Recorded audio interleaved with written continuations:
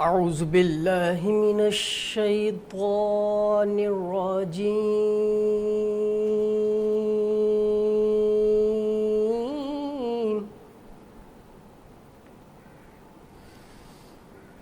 بسم الله الرحمن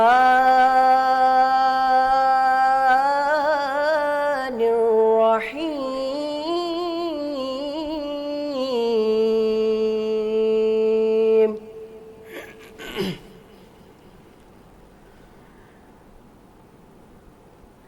فاذكروني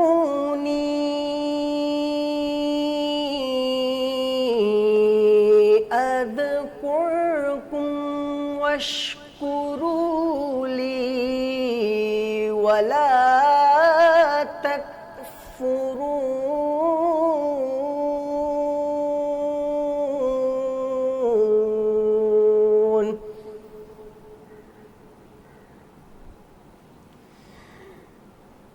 يا أيها الذين آمنوا استعينوا بالصبر والصلاة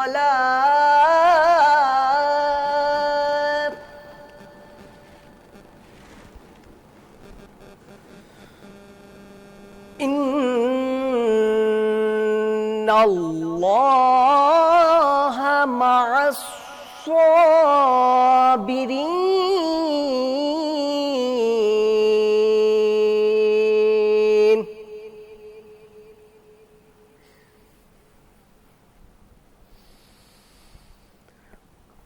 فاذكروني أذكركم واشكروا لي ولا تكفرون.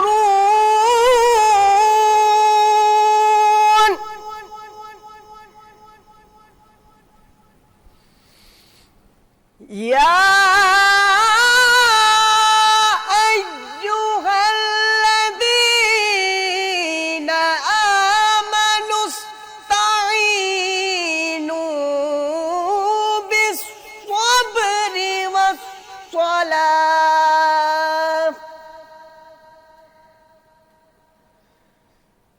يا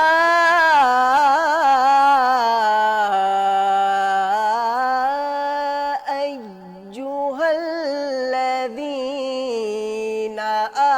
آمنوا استعينوا بالصبر والصلاة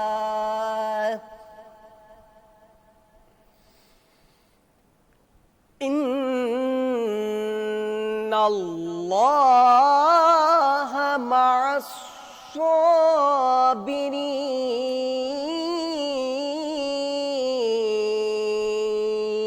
الصابرين.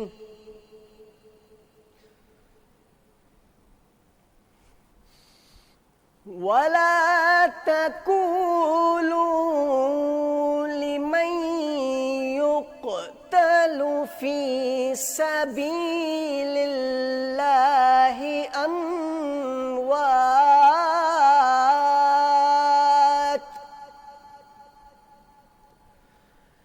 ولا تقولوا لمن يقتل في سبيل الله أموات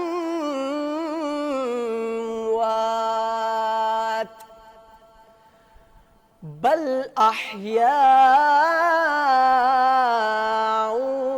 ولكن لا تشعرون.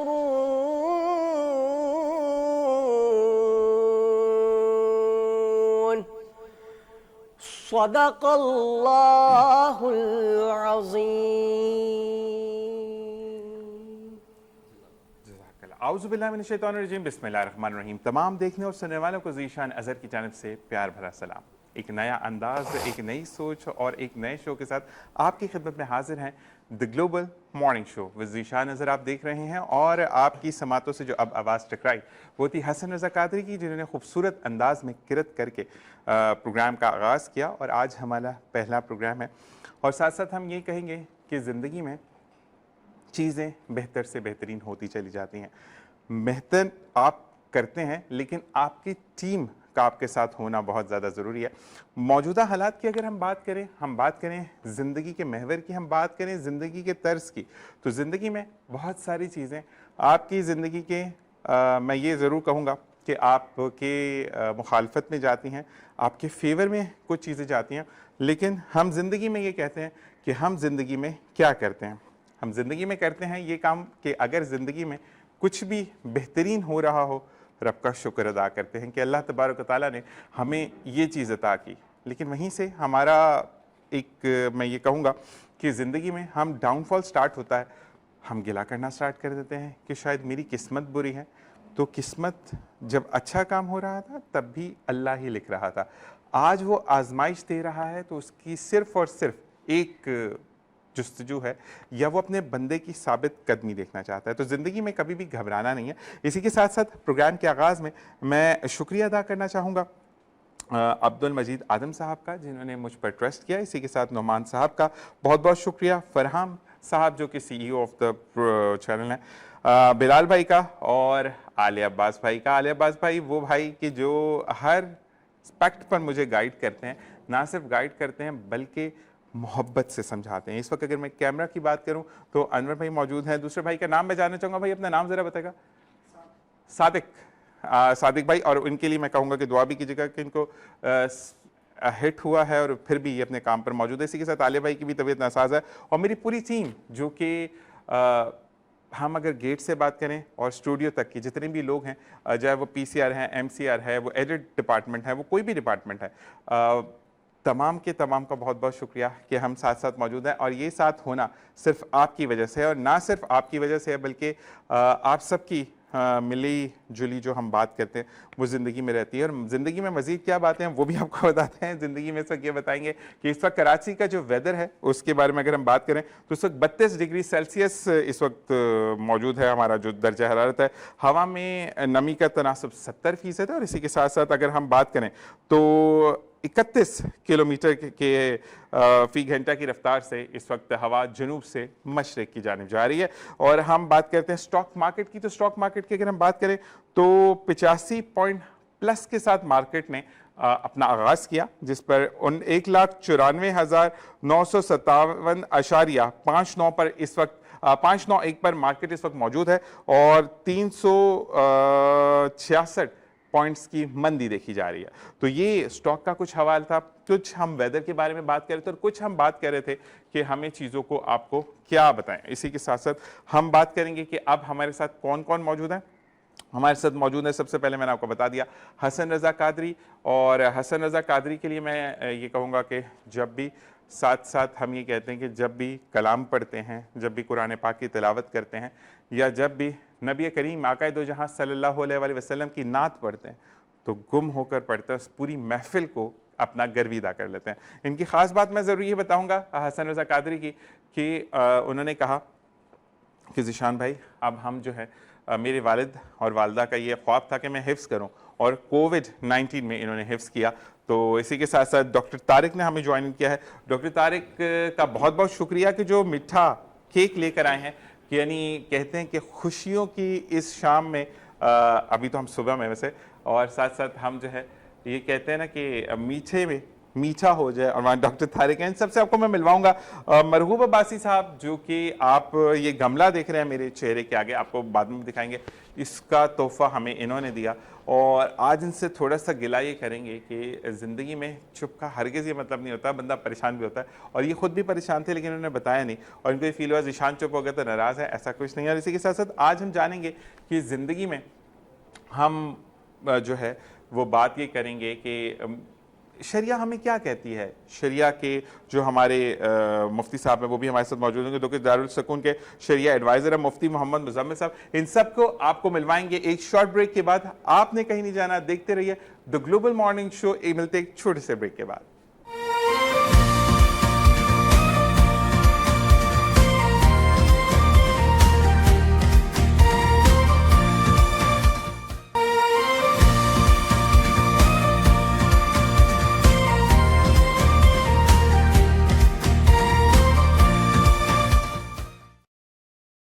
और जनाब एक बार फिर आपको खुशामदीद कहते हैं और आप देख रहे हैं the global morning show with Zeeshan Azhar.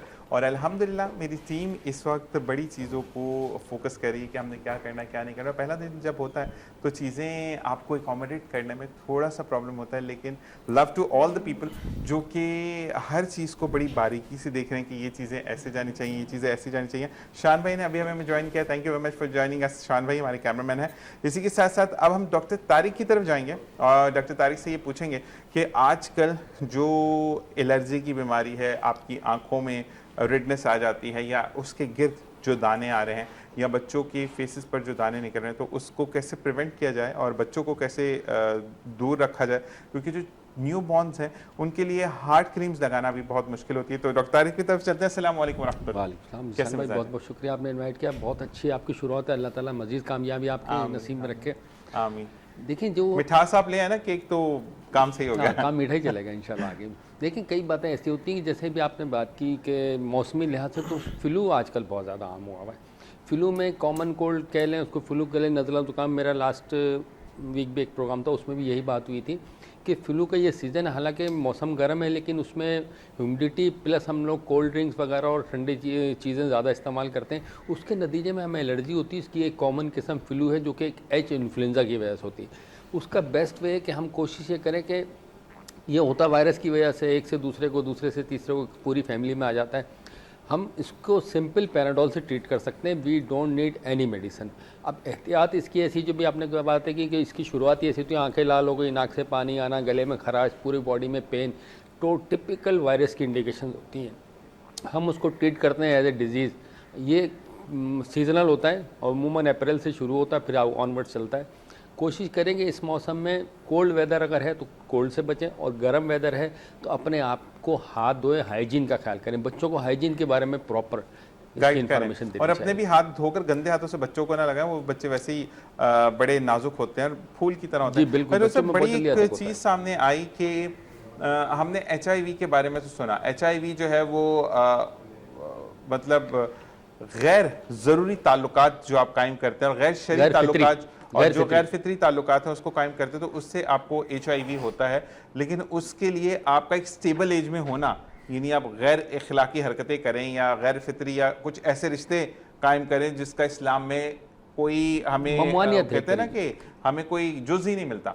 तो मुझे ये बताइएगा कि जो 2 साल या 3 साल के बच्चों को, अभी एक रिपोर्ट अगर आपने भी पढ़ी हो कि 2 साल के बच्चों को HIV जो है वो पॉजिटिव आ रहा है, 3 साल की बच्ची को पॉजिटिव आ रहा है, तो इस बारे में क्या कहेंगे आप? देखिए 2 साल की बच्चे में पॉजिटिव आ सकता है क्योंकि वो कैरियर हो जाएगा अगर वो बच्चा किसी चीज़ में इन्वॉल्व नहीं है। लेकिन हमारे आपको ओरल का मालूम है कि औरल इश्यूज भी बहुत सारे इस चीज़ में गैर शरई तौर में उसमें आ जाते हैं, तो इसका स्प्रेड होने का एक रूट ये भी होता है। ओके।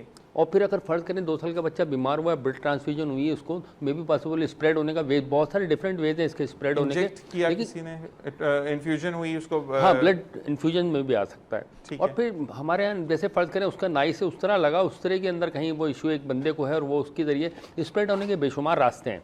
लेकिन हमारे यहाँ एक बड़ी अफसोसनाक बात है, इस पर काम कुछ नहीं हो रहा। सबसे पहले हमें क्या चाहिए कि इसके डायग्नोस्टिक किट्स होनी चाहिए कि किसी को पता तो चले कि उसको HIV है।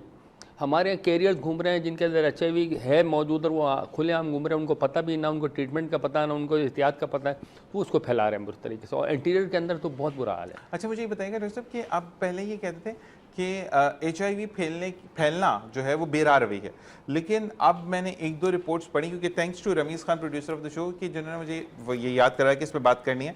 आप कहते हैं कि आपका जो HIV की जो किस्में हैं उसमें एक ये कि अगर आप बहुत ज़्यादा नियरेस्ट होकर भी breathe in and breathe out करते तो उससे भी फैलता है। Is it true?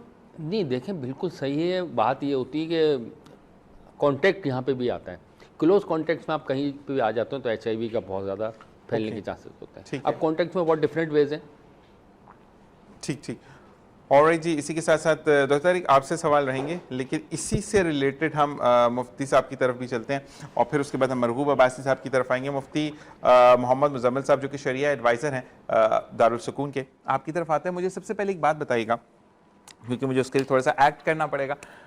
शरह के अंदर एक चीज़ बना है, मुझे ये बता, मैं इसलिए लोगों के लिए पूछ रहा हूँ क्योंकि लोगों का ना, अगर कोई ऐसा एक्ट आप बताते हैं कि यार मुझे डॉक्टर ने ये कहा इस एक्ट को करने का, तो लोग उसके ऊपर ना फतवे जारी कर देते हैं। आप گے ہیں, آپ ہوموسیکجول ہیں, آپ جو ہیں وہ ہم جنس پرست ہیں, مجھے شریعہ میں منع ہے, یعنی شرط میں منع ہے کہ میرا ہاتھ آپ ایسے پکڑیں, ٹھیک ہے, لیکن ڈاکٹر نے کہا کہ ذیشان آپ کا ہاتھ اگر کوئی بندہ ایسے پکڑے گا اور ایسے اس کو پریس کرے گا تو یہ صحیح ہو جائے گا, تو کیا وہاں پر مجھے شرع اجازت دیتی ہے, شریعہ میں اجازت ہے کہ میرا ایک بندہ یعنی آپ ہی اٹھ کر میرے اس ہاتھ کو پریس کریں, یا جان بچانی ہے یا نہیں بچانی وہ بات سائڈ پہ, شریعت میں اس کی کوئی اجازت نہیں ہے؟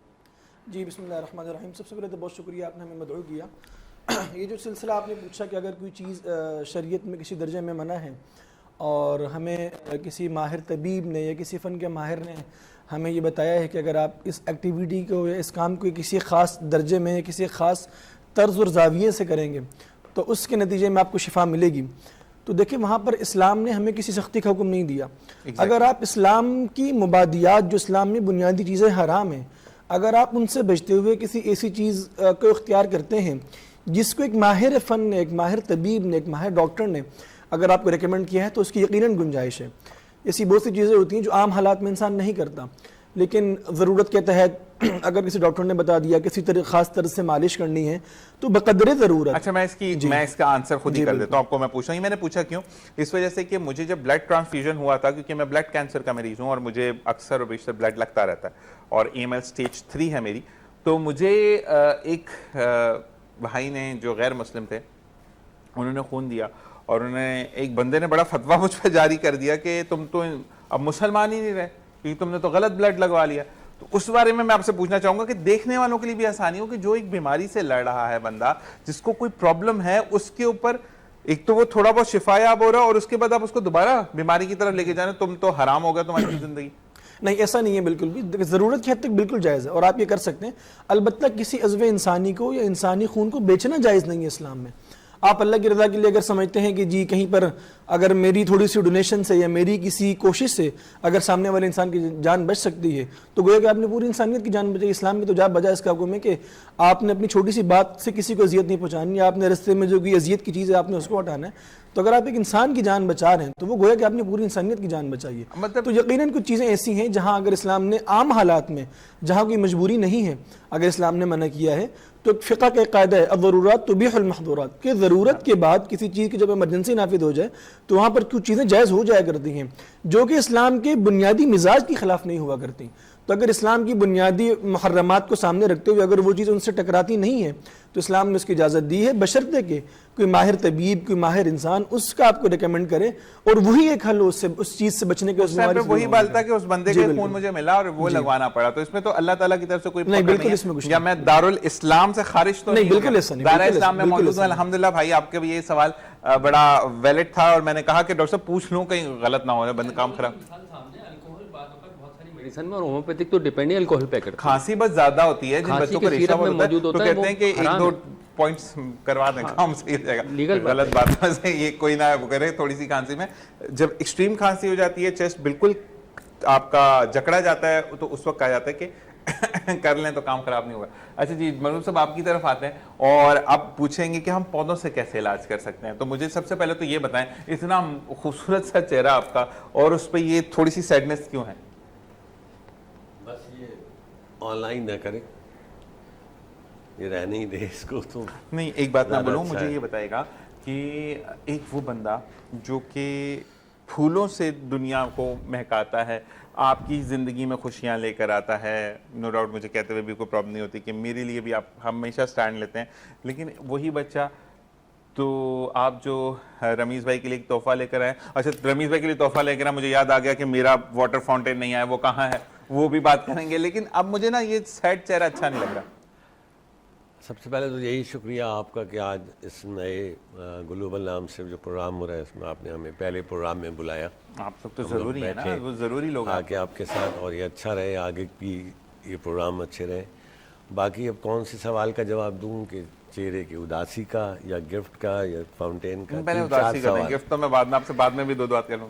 اداسی یا کچھ اس طرح کی چیزیں تو انسان کی زندگی کے ساتھ ہے. کوئی یہ کہے کہ میرے ساتھ نہیں, یہ غلط ہے. ایسا ہی ہے, یہ وقت سے کبھی زیادہ کبھی کم کبھی بالکل نہیں, یہ ہوتی ہیں اور ہو جاتی ہیں. چاہے آپ کوئی بھی طریقہ کار, کوئی بھی قانون, کوئی بھی عمل کر لے, لیکن وہ ہوتی ہیں ہیوی تو اپنی جگہ بناتی ہیں. وہ بھی خوشی اور غم یہ سب ساتھ ہیں. تھوڑا ہوتا ہے مسئلہ اور وہ ایسا ہوتا ہے کہ ڈسکس کرنا ذرا تھوڑا سا پرابلم ہو جاتا ہے. لیکن ہم یہی کہیں گے نا کہ اگر ہم بات کرتے ہیں اچھا اسکول اور کالج یونیورسٹیز میں ٹریننگ ورک شاپ لیکچر اور گارڈننگ کے حوالے سے آپ ہمیشہ آگے یا پیش رہتے ہیں, لیکن ابھی تو کیونکہ اسکولس کی چھٹیاں ہیں اور بچوں کو بڑا بہترین وقت ہوتا ہے کہ آپ گارڈننگ سکھائیں, ہم کیوں نہیں اس طرف فوکس کرتے ہیں؟ یہ تو بچوں کا تو اس میں زیادہ مسئلہ نہیں ہے. بات یہ ہے کہ پیرنٹس یا ذمہ دار یا سرپرست جو ہوتے ہیں ان کا کام ہے یہ ان کو گائیڈ کرنا, ان کو اس طرف لانا. وہ جس طرح ان کو چلا رہے ہوتے ہیں کہ جی چھٹیاں آ گئیں چلو ناردرن ایریا چلتے, گھومتے ہیں, شاپنگ کرتے, رشتہ داروں سے ملتے, کارٹون دیکھتے, موبائل دیکھتے ہیں, گیمز کرتے. اس طرح وہ چاہیں تو وہ گارڈننگ کو بھی لا سکتے ہیں اور ان کو کچھ نہیں تو ہفتے میں ایک بار یا 15 دن میں ایک بار چھوٹے موٹے سیشنز ان کو کرائیں, ان کو انٹرسٹ پیدا کریں تاکہ وہ اس میں حصہ لے سکیں. جب وہی راغب نہیں کریں گے تو وہ تو جس آزاد فیلڈ میں چل رہے ہیں یا چلایا جا رہا ہے اسی میں چلیں گے, تو پیرنٹس کا قصور ہے اس کے اندر. اچھا جی, آپ کے لیے ایک سوال آیا ہے اور بڑے میرے پیارے دوست ہیں وہ بھی مفتی ہیں اور مفتی بن رہے ہیں, تو انہوں نے کہا کہ پہلے تو مفتی صاحب سے بتائیں کہ آپ بھائی میرے پاس سوال آیا تو میں پوچھ رہا ہوں کہ آپ جم کرتے ہیں؟ نہیں میں جم تو نہیں کرتا, البتہ کچھ عرصہ کیا ہے. اچھا وہ بولا گیا کہ کیوں تم تو مفتی بن رہے ہو, تمہارا اور جم کا کیا تعلق؟ تو میں مفتی صاحب سے جاننا چاہوں گا کیونکہ آپ تو مفتی مکمل ہیں اور سرٹیفائڈ مفتی ہیں, تو مجھے یہ بتائیے گا کہ کیا ایک عالم دین اللہ کے رستے پر چلنے والا وہ جم نہیں جا سکتا؟ نہیں دیکھیں, اسلام میں بنیادی طور پر صحت کو لے کر, ہم ابھی صحت کے حوالے سے ڈسکس کر رہے تھے, اگر انسان اپنی صحت کا خیال رکھے اور ڈیلی روٹین میں ایکسرسائز کرے تو وہ ان بیماریوں سے کوسوں دور رہتا ہے. دوسری بات یہ کہ اگر صحت کو بہتر رکھنے کے لیے ایکسرسائز کی اگر کوئی یہ صورت اختیار کی جائے کہ انسان جم جائے تو اس جانے میں کوئی قباحت نہیں ہے, کوئی حرام نہیں ہے, کوئی ناجائز کام نہیں ہے, بلکہ اسلام میں تو اس مسلمان کی بہت تعریف کی گئی ہے جو ذرا سا کمزور ہوتا ہے لیکن پھرتی والا ہوتا ہے.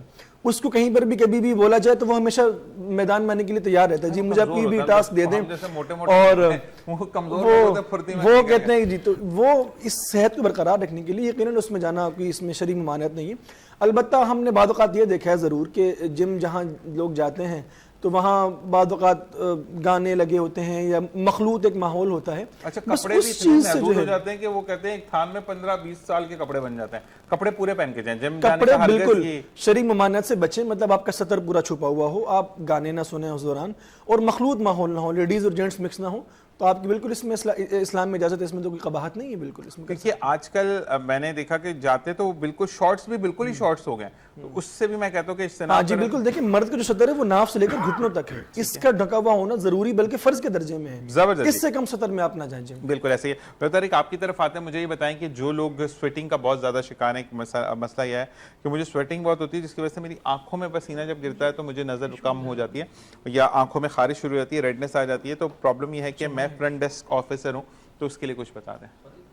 فرنٹ ڈیسک آفیسر ہیں. اچھا مطلب پبلک ڈیلنگ میں. ہاں دیکھیں سب سے اچھا چیز تو یہ کہ آپ اس میں نہانے کا بار بار ایک اہتمام کریں کہ بار بار اپنے آپ کو نہائیں, ہائیجین کا بہت زیادہ خیال کریں اور پانی بہت زیادہ پئیں. جتنا پانی کم پئیں گے کنسنٹریٹڈ سویٹ آپ کو آئے گی تو اس میں اسمیل آئے گی.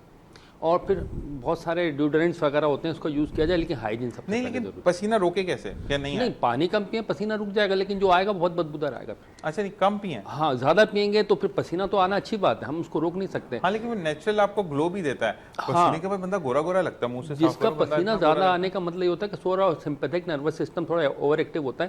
ایک ٹیبلٹ آتی ہے نیوروبیان کی, اگر کہیں تو آپ ان کو واٹس ایپ کرتے ہیں, اس کو ڈیلی لینا شروع کریں. صحیح والے برانڈنگ مار رہے ہوں. B12 کی ٹیبلٹ لے لیجیے.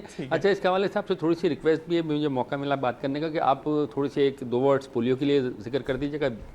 پولیو کی مہم بھی سٹارٹ ہوئی ہے, مہم چل رہی ہے اسی کے حوالے سے. اچھا لاسٹ ٹائم ہم ملے تھے پولیو کی مہم چل رہی تھی. اب یہ تو کتنے اچھے لوگ ہیں, ہم دیکھیں یہ مہم ختم ہوتی نہیں ہے, جہاں ختم ہوتی ہے پھر نئی شروع ہو جاتی ہے. ایسے پکا والا دیتے ہیں جو بچے کچھ ہوتے ہیں وہ بھی کہتے چلا دو, کیا نہیں دیکھیں اس کی وجہ یہ ہوتی ہے کہ ڈراپس پلانا ہی ہمارے لیے سب سے بڑا جوئے شیر لانے سے کم نہیں ہے. کہ ڈراپ پلانے کے لیے ایگری کرنا بڑا مشکل کام ہے, لوگ بچے چھپا دیتے ہیں. اصل میں لوگوں کو جو ایک غلط مسکنسیپشن ہے Information. وہ یہ ہے کہ بچوں کو اس قوت سے دور کر دیا جاتا ہے، عورتیں ماں نہیں بن سکتی اور مرد باپ نہیں بنیں گے، تو اس وجہ سے یہ پولیو بس یہ ساری مس بنائی گئی ہیں. دیکھیں اس کے پیچھے پروپیگنڈا ہے بہت بڑا، لوگوں نے پروپیگنڈا پھیلایا گیا. کچھ چاہتے ہیں کہ مہم ختم بھی نہ ہو، چلتی رہے، بہت سارے لوگوں کی روزی روٹی بھی لگی ہوئی ہے، بات ساری یہ ہے. لیکن کوشش یہ ہے کہ اگر پولیو کے کیسز آ رہے ہیں تو ہم اس میں قصوروار ہیں کہ کہیں نہ کہیں دنیا بھر سے پولیو ایڈکٹ ہو چکا ہے. پوری دنیا سے، بنگلہ دیش سے افغانستان رہ گیا، پاکستان رہ گیا، چند ملک ہیں، ہم اس میں پھنسے ہوئے ہیں. ٹھیک ہے جی. اچھا مجھے یہ بتائیے گا ڈاکٹر صاحب کہ تھینک یو ویری مچ، آپ نے مجھے میسج بھی کر کے کہا کہ پولیو کے لیے ہمیں اپڈیٹ کرنا ہے لوگوں کو. اچھا دوسری چیز یہ ہے کہ ٹیم کے ساتھ تعاون کریں. اور اصل میں ڈاکٹر صاحب ایک بندے نے مجھے میسج کیا اور یہ کہا گیا کہ میں پولیو کے حوالے سے ہی بات کرنا چاہ رہا تھا، لیکن پولیو کے بھی روپ میں آج کل ڈکیت آ جاتے ہیں. ہاں جی دیکھیں ہم لوگ تو کسی چیز کو چھوڑا نہیں ہے نا، ہمیں تو راستہ چاہیے. وہ ان کو نظر آ رہا ہوگا پولیو کے بہانے لوگ گھر میں انٹر ہو سکتے ہیں، بس وہ سارا. اب مسئلہ یہ کہ اگر کسی بچے کو کن پٹی پہ پستول رکھ دی تو ماں باپ تو بیچارے دروازہ کھولیں گے، یا تو ماں باپ بھی پستول لے کر آپ کو پلانا ہے یا نہیں. یہ بھی ایک طریقہ. دیکھیں پولیو مہم کو ان پاپولر کرنے کا یہ بھی طریقہ کہ اس کے روپ میں پہلے آپ اس سے اور اویئر ہو جائیں گے، یار یہ پتہ نہیں کون ہے. یہ بھی ایک طریقہ سمجھ لیں، اسی کی طرف آ جائیں. وہ تو مجھے عمر شریف والی بات یاد آتی ہے مرحوم کی کہ ایک ایڈ چلا تھا کہ آپ کا بینک میرا بھی ہے، ڈکیت پہنچ گیا ہمارا بھی تو ہے. تو مقصد یہ ہے کہ کچھ بھی ہو سکتا ہے. تو وہ چیزیں حسن یہاں پہ بڑے ہنس رہے ہیں، لیکن حسن کو کچھ پرانی یادیں آئی ہوں گی، ہے نا حسن؟ کچھ ایسی بات ہے. حیدرآباد سے جڑی بڑی باتیں ہم کریں گے. ہم آتے ہیں دوبارہ آپ کی طرف. مجھے یہ بتائیے گا کہ آپ کا ہم اگر بات کریں دارالسکون کے حوالے سے، دارالسکون کے اندر اگر میرے پاس زندگی میں بندہ بہک جاتا ہے، میں وہ والا بہکنا کہہ رہا ہوں جو کہ پیسوں پہ بہکتا ہے بندہ، ٹھیک ہے، میں نے حرام کما لیا، حرام سے زندگی آسائش میں آ گئی، سب کچھ آ گیا، اب ندامت ہو رہی ہے. اور مجھے یاد ہے کہ میں نے شروعات میں 1 سے 1.5 کروڑ روپیہ لگایا تھا. اب کیونکہ میں بزنس ختم نہیں کر پا رہا، تو کیا میں وہ 1.5 یا اس کے عوض میں کسی بھی فلاحی ادارے میں پیسے دیتا ہوں تو کیا میرا مال پاک ہو جائے گا یا میرا مال ہمیشہ حرام ہی رہے گا؟ آپ نے بہت اچھا اور بہت اہم ترین سوال کیا اس زمانے کے اعتبار سے. اس کا حل بالکل یہی ہے کہ اگر انسان کی زندگی میں کوئی حرام آمدن ہوئی ہے، کوئی بزنس کے نتیجے میں اگر کوئی حرام آمدن اس نے کما لی اور کمانے کے بعد اس کو استعمال کر لیا، کھا لیا، پی لیا، پہن لیا، تو اس کا ایک تو حساب رکھنا ضروری ہے. دیکھیں انسان کا دل سب سے بڑا مفتی ہوا کرتا ہے. انسان کا دل جب کوئی غلط کام کرنے لگتا ہے تو وہ کھٹکتا ہے، اندر سے وہ نوک کرتا ہے، آپ کچھ غلط کرنے جا رہے ہیں. یہ اس بات کی سب سے بڑی علامت ہوتی ہے کہ جو ہے آپ کسی کام نہیں بلکہ کوئی غلط کام کرنے جا رہے ہیں. اگر آپ کی زندگی میں بائی چانس سے، اتفاق سے یا غلطی سے اگر آپ نے کوئی نان کمپلائنٹ انکم آپ کی زندگی میں آئی ہے اور آپ نے کما لی ہے، تو اس کا ایک ہی حل ہے کہ آپ اس تمام رقم کو بغیر نیت ثواب صدقہ کریں. اس میں کوئی ثواب کی نیت نہیں کرنی. آپ وہ رقم دے کے اللہ کی بارگاہ میں کوئی احسان نہیں کر رہے، نہ کوئی آپ فرض ادا کر رہے ہیں، بلکہ آپ تو اپنا اس طرح فرض ادا کر رہے ہیں کہ جو رقم آپ نے حرام طریقے سے کمائی تھی آپ اس سے اپنی جان چھڑا رہے ہیں اور آپ اپنے آپ کو جہنم سے بچا رہے ہیں. تو اس کا ایک ہی حل ہے کہ اگر آپ جو ہے اس رقم کو بغیر نیت ثواب صدقہ کریں. اس رقم کو چیریٹی کرتے ہوئے یا ڈونیٹ کرتے ہوئے اس پہ ثواب کی نیت کرنا جائز نہیں ہے. اس طرح اگر کسی نے چوری کی رقم کی ہے، چوری کا سامان اس کے پاس ہے، تو اس کے لیے ڈونیشن ضروری نہیں ہے، بلکہ اس کے لیے مذکورہ شخص کو وہ رقم دینا ضروری ہے. اگر تلاش بسیار کے بعد اور بہت ساری کوششوں کے بعد، جتن کرنے کے بعد آپ کو وہ انسان نہیں مل رہا، تو آپ اس کی طرف سے بغیر نیت ثواب صدقہ کریں کہ یہ جو میں رقم صدقہ کر رہا ہوں تو اس کا ثواب مجھے نہیں ملے گا، آپ نے تو چوری کی تھی، اس کا ثواب بھی اس کو جائے گا. اور اگر کوئی بزنس کے نتیجے میں، ٹریڈنگ ایکٹیویٹی کے نتیجے میں آپ کے پاس کوئی نان کمپلائنٹ انکم آئی ہے تو اس کو آپ نے ڈونیٹ کرنا ہے اور یقیناً کرنا ہے، لیکن آپ نے اس پہ کوئی ثواب لیکن اس کے جھنڈے بھی نہیں کاٹنے نا کہ میں نے اتنا ڈونیٹ کیا. دو تو پھر میں سمجھتا ہوں کہ ڈبل گناہ آپ اپنے سر لے رہے ہیں. دیکھیں حدیث میں آتے ہیں کہ آپ نے فرمایا کہ اللہ تعالیٰ کو گناہگار پسند ہے، لیکن وہ گناہگار جو بار بار توبہ کرنے والے ہیں، وہ خیر الخطائین التوابون.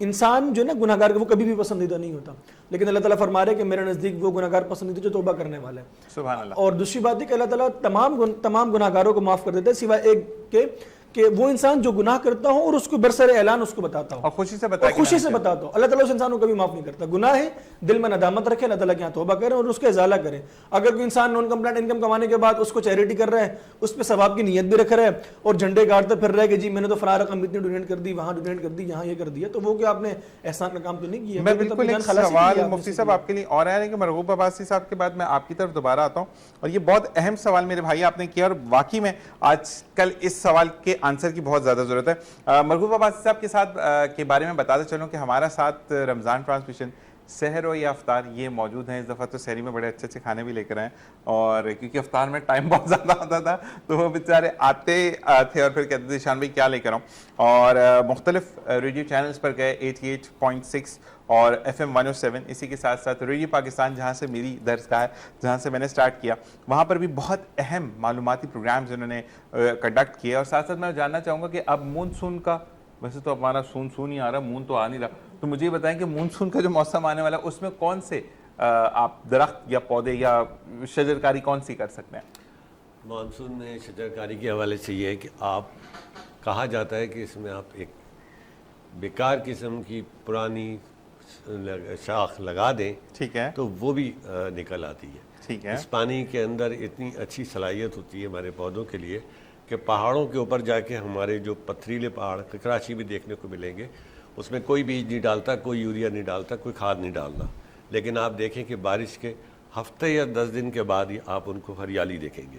بارش ایک بہت بڑی رحمت کی چیز ہے, انسان ہو, جانور ہو, چرند پرند, پودے درخت ہو, ہماری آب و ہوا, دریا, ہر چیز کے لیے اگر یہی زیادہ ہو جائے تو ہمارے لیے زحمت ہوتی ہے. اس میں آپ ہر قسم کے پودے لگا سکتے ہیں, ہر قسم کی کٹنگز لگا سکتے ہیں, سیڈز لگا سکتے ہیں, پاٹ سے پاٹ میں شفٹ کر سکتے ہیں, پودوں کو شفٹ کیا جا سکتا ہے. اس میں بہت سیف سائڈ ہوتے ہیں. اچھا جی, یہاں پہ اسٹوڈیوز الحمدللہ بڑا ہے, تو میں یہ چاہوں گا کہ ہم نیکسٹ پروگرام میں جب مرغوب عباسی صاحب کو بلوائیں تو مرغوب صاحب میری ریکویسٹ ہے آن بہاف آف ایوری ون کہ آپ ہمیں پاٹ چینج کرنا سکھائیے گا, کیونکہ ہمارے یہاں پر نا, میں نے بھی پاٹ کیسے چینج کیا, گملے کو توڑو, اس کو ایسے کرو تو نیچے گرے, پہلا گملہ برباد ہو تو پھر ٹیپے شیپے لگا کے کریں. تو آپ نے بتایا کہ میں دیکھنے والوں کو پھر بتاتے چلوں کیونکہ یہ کسی تعارف کے محتاج نہیں ہے, جو میرے سامنے ڈیسک پر بھی گملہ موجود ہے, یعنی پیارا سا ایک پاٹ موجود ہے, یہ تولیے کا بنا ہوا پاٹ ہے اور اس کو بڑے پروسیس سے گزارا جاتا ہے. اور ساتھ ساتھ مجھے یہ بتائے گا, کیونکہ جب برسات کا موسم آتا ہے, تیز ہوا بھی چلتی ہے, ایک دم سے گرمی بھی ہو جاتی ہے, تو اس ٹائم پہ پودے جھلس سے جاتے ہیں, موسم ہی سمجھ نہیں آتا بیچاروں کو, صبح اتنی زبردست کڑکتی ہوئی دھوپ ہوتی ہے اور شام میں ٹھنڈ ہو جاتی ہے, بارش ہو جاتی ہے, تو اس طریقے سے کیسے؟ کراچی میں تو یہ ذرا کم ہوتا ہے کہ آپ کو بہت تیز گرمی بارش سے پہلے یا بعد میں ہو, ایسا کم ہوتا ہے.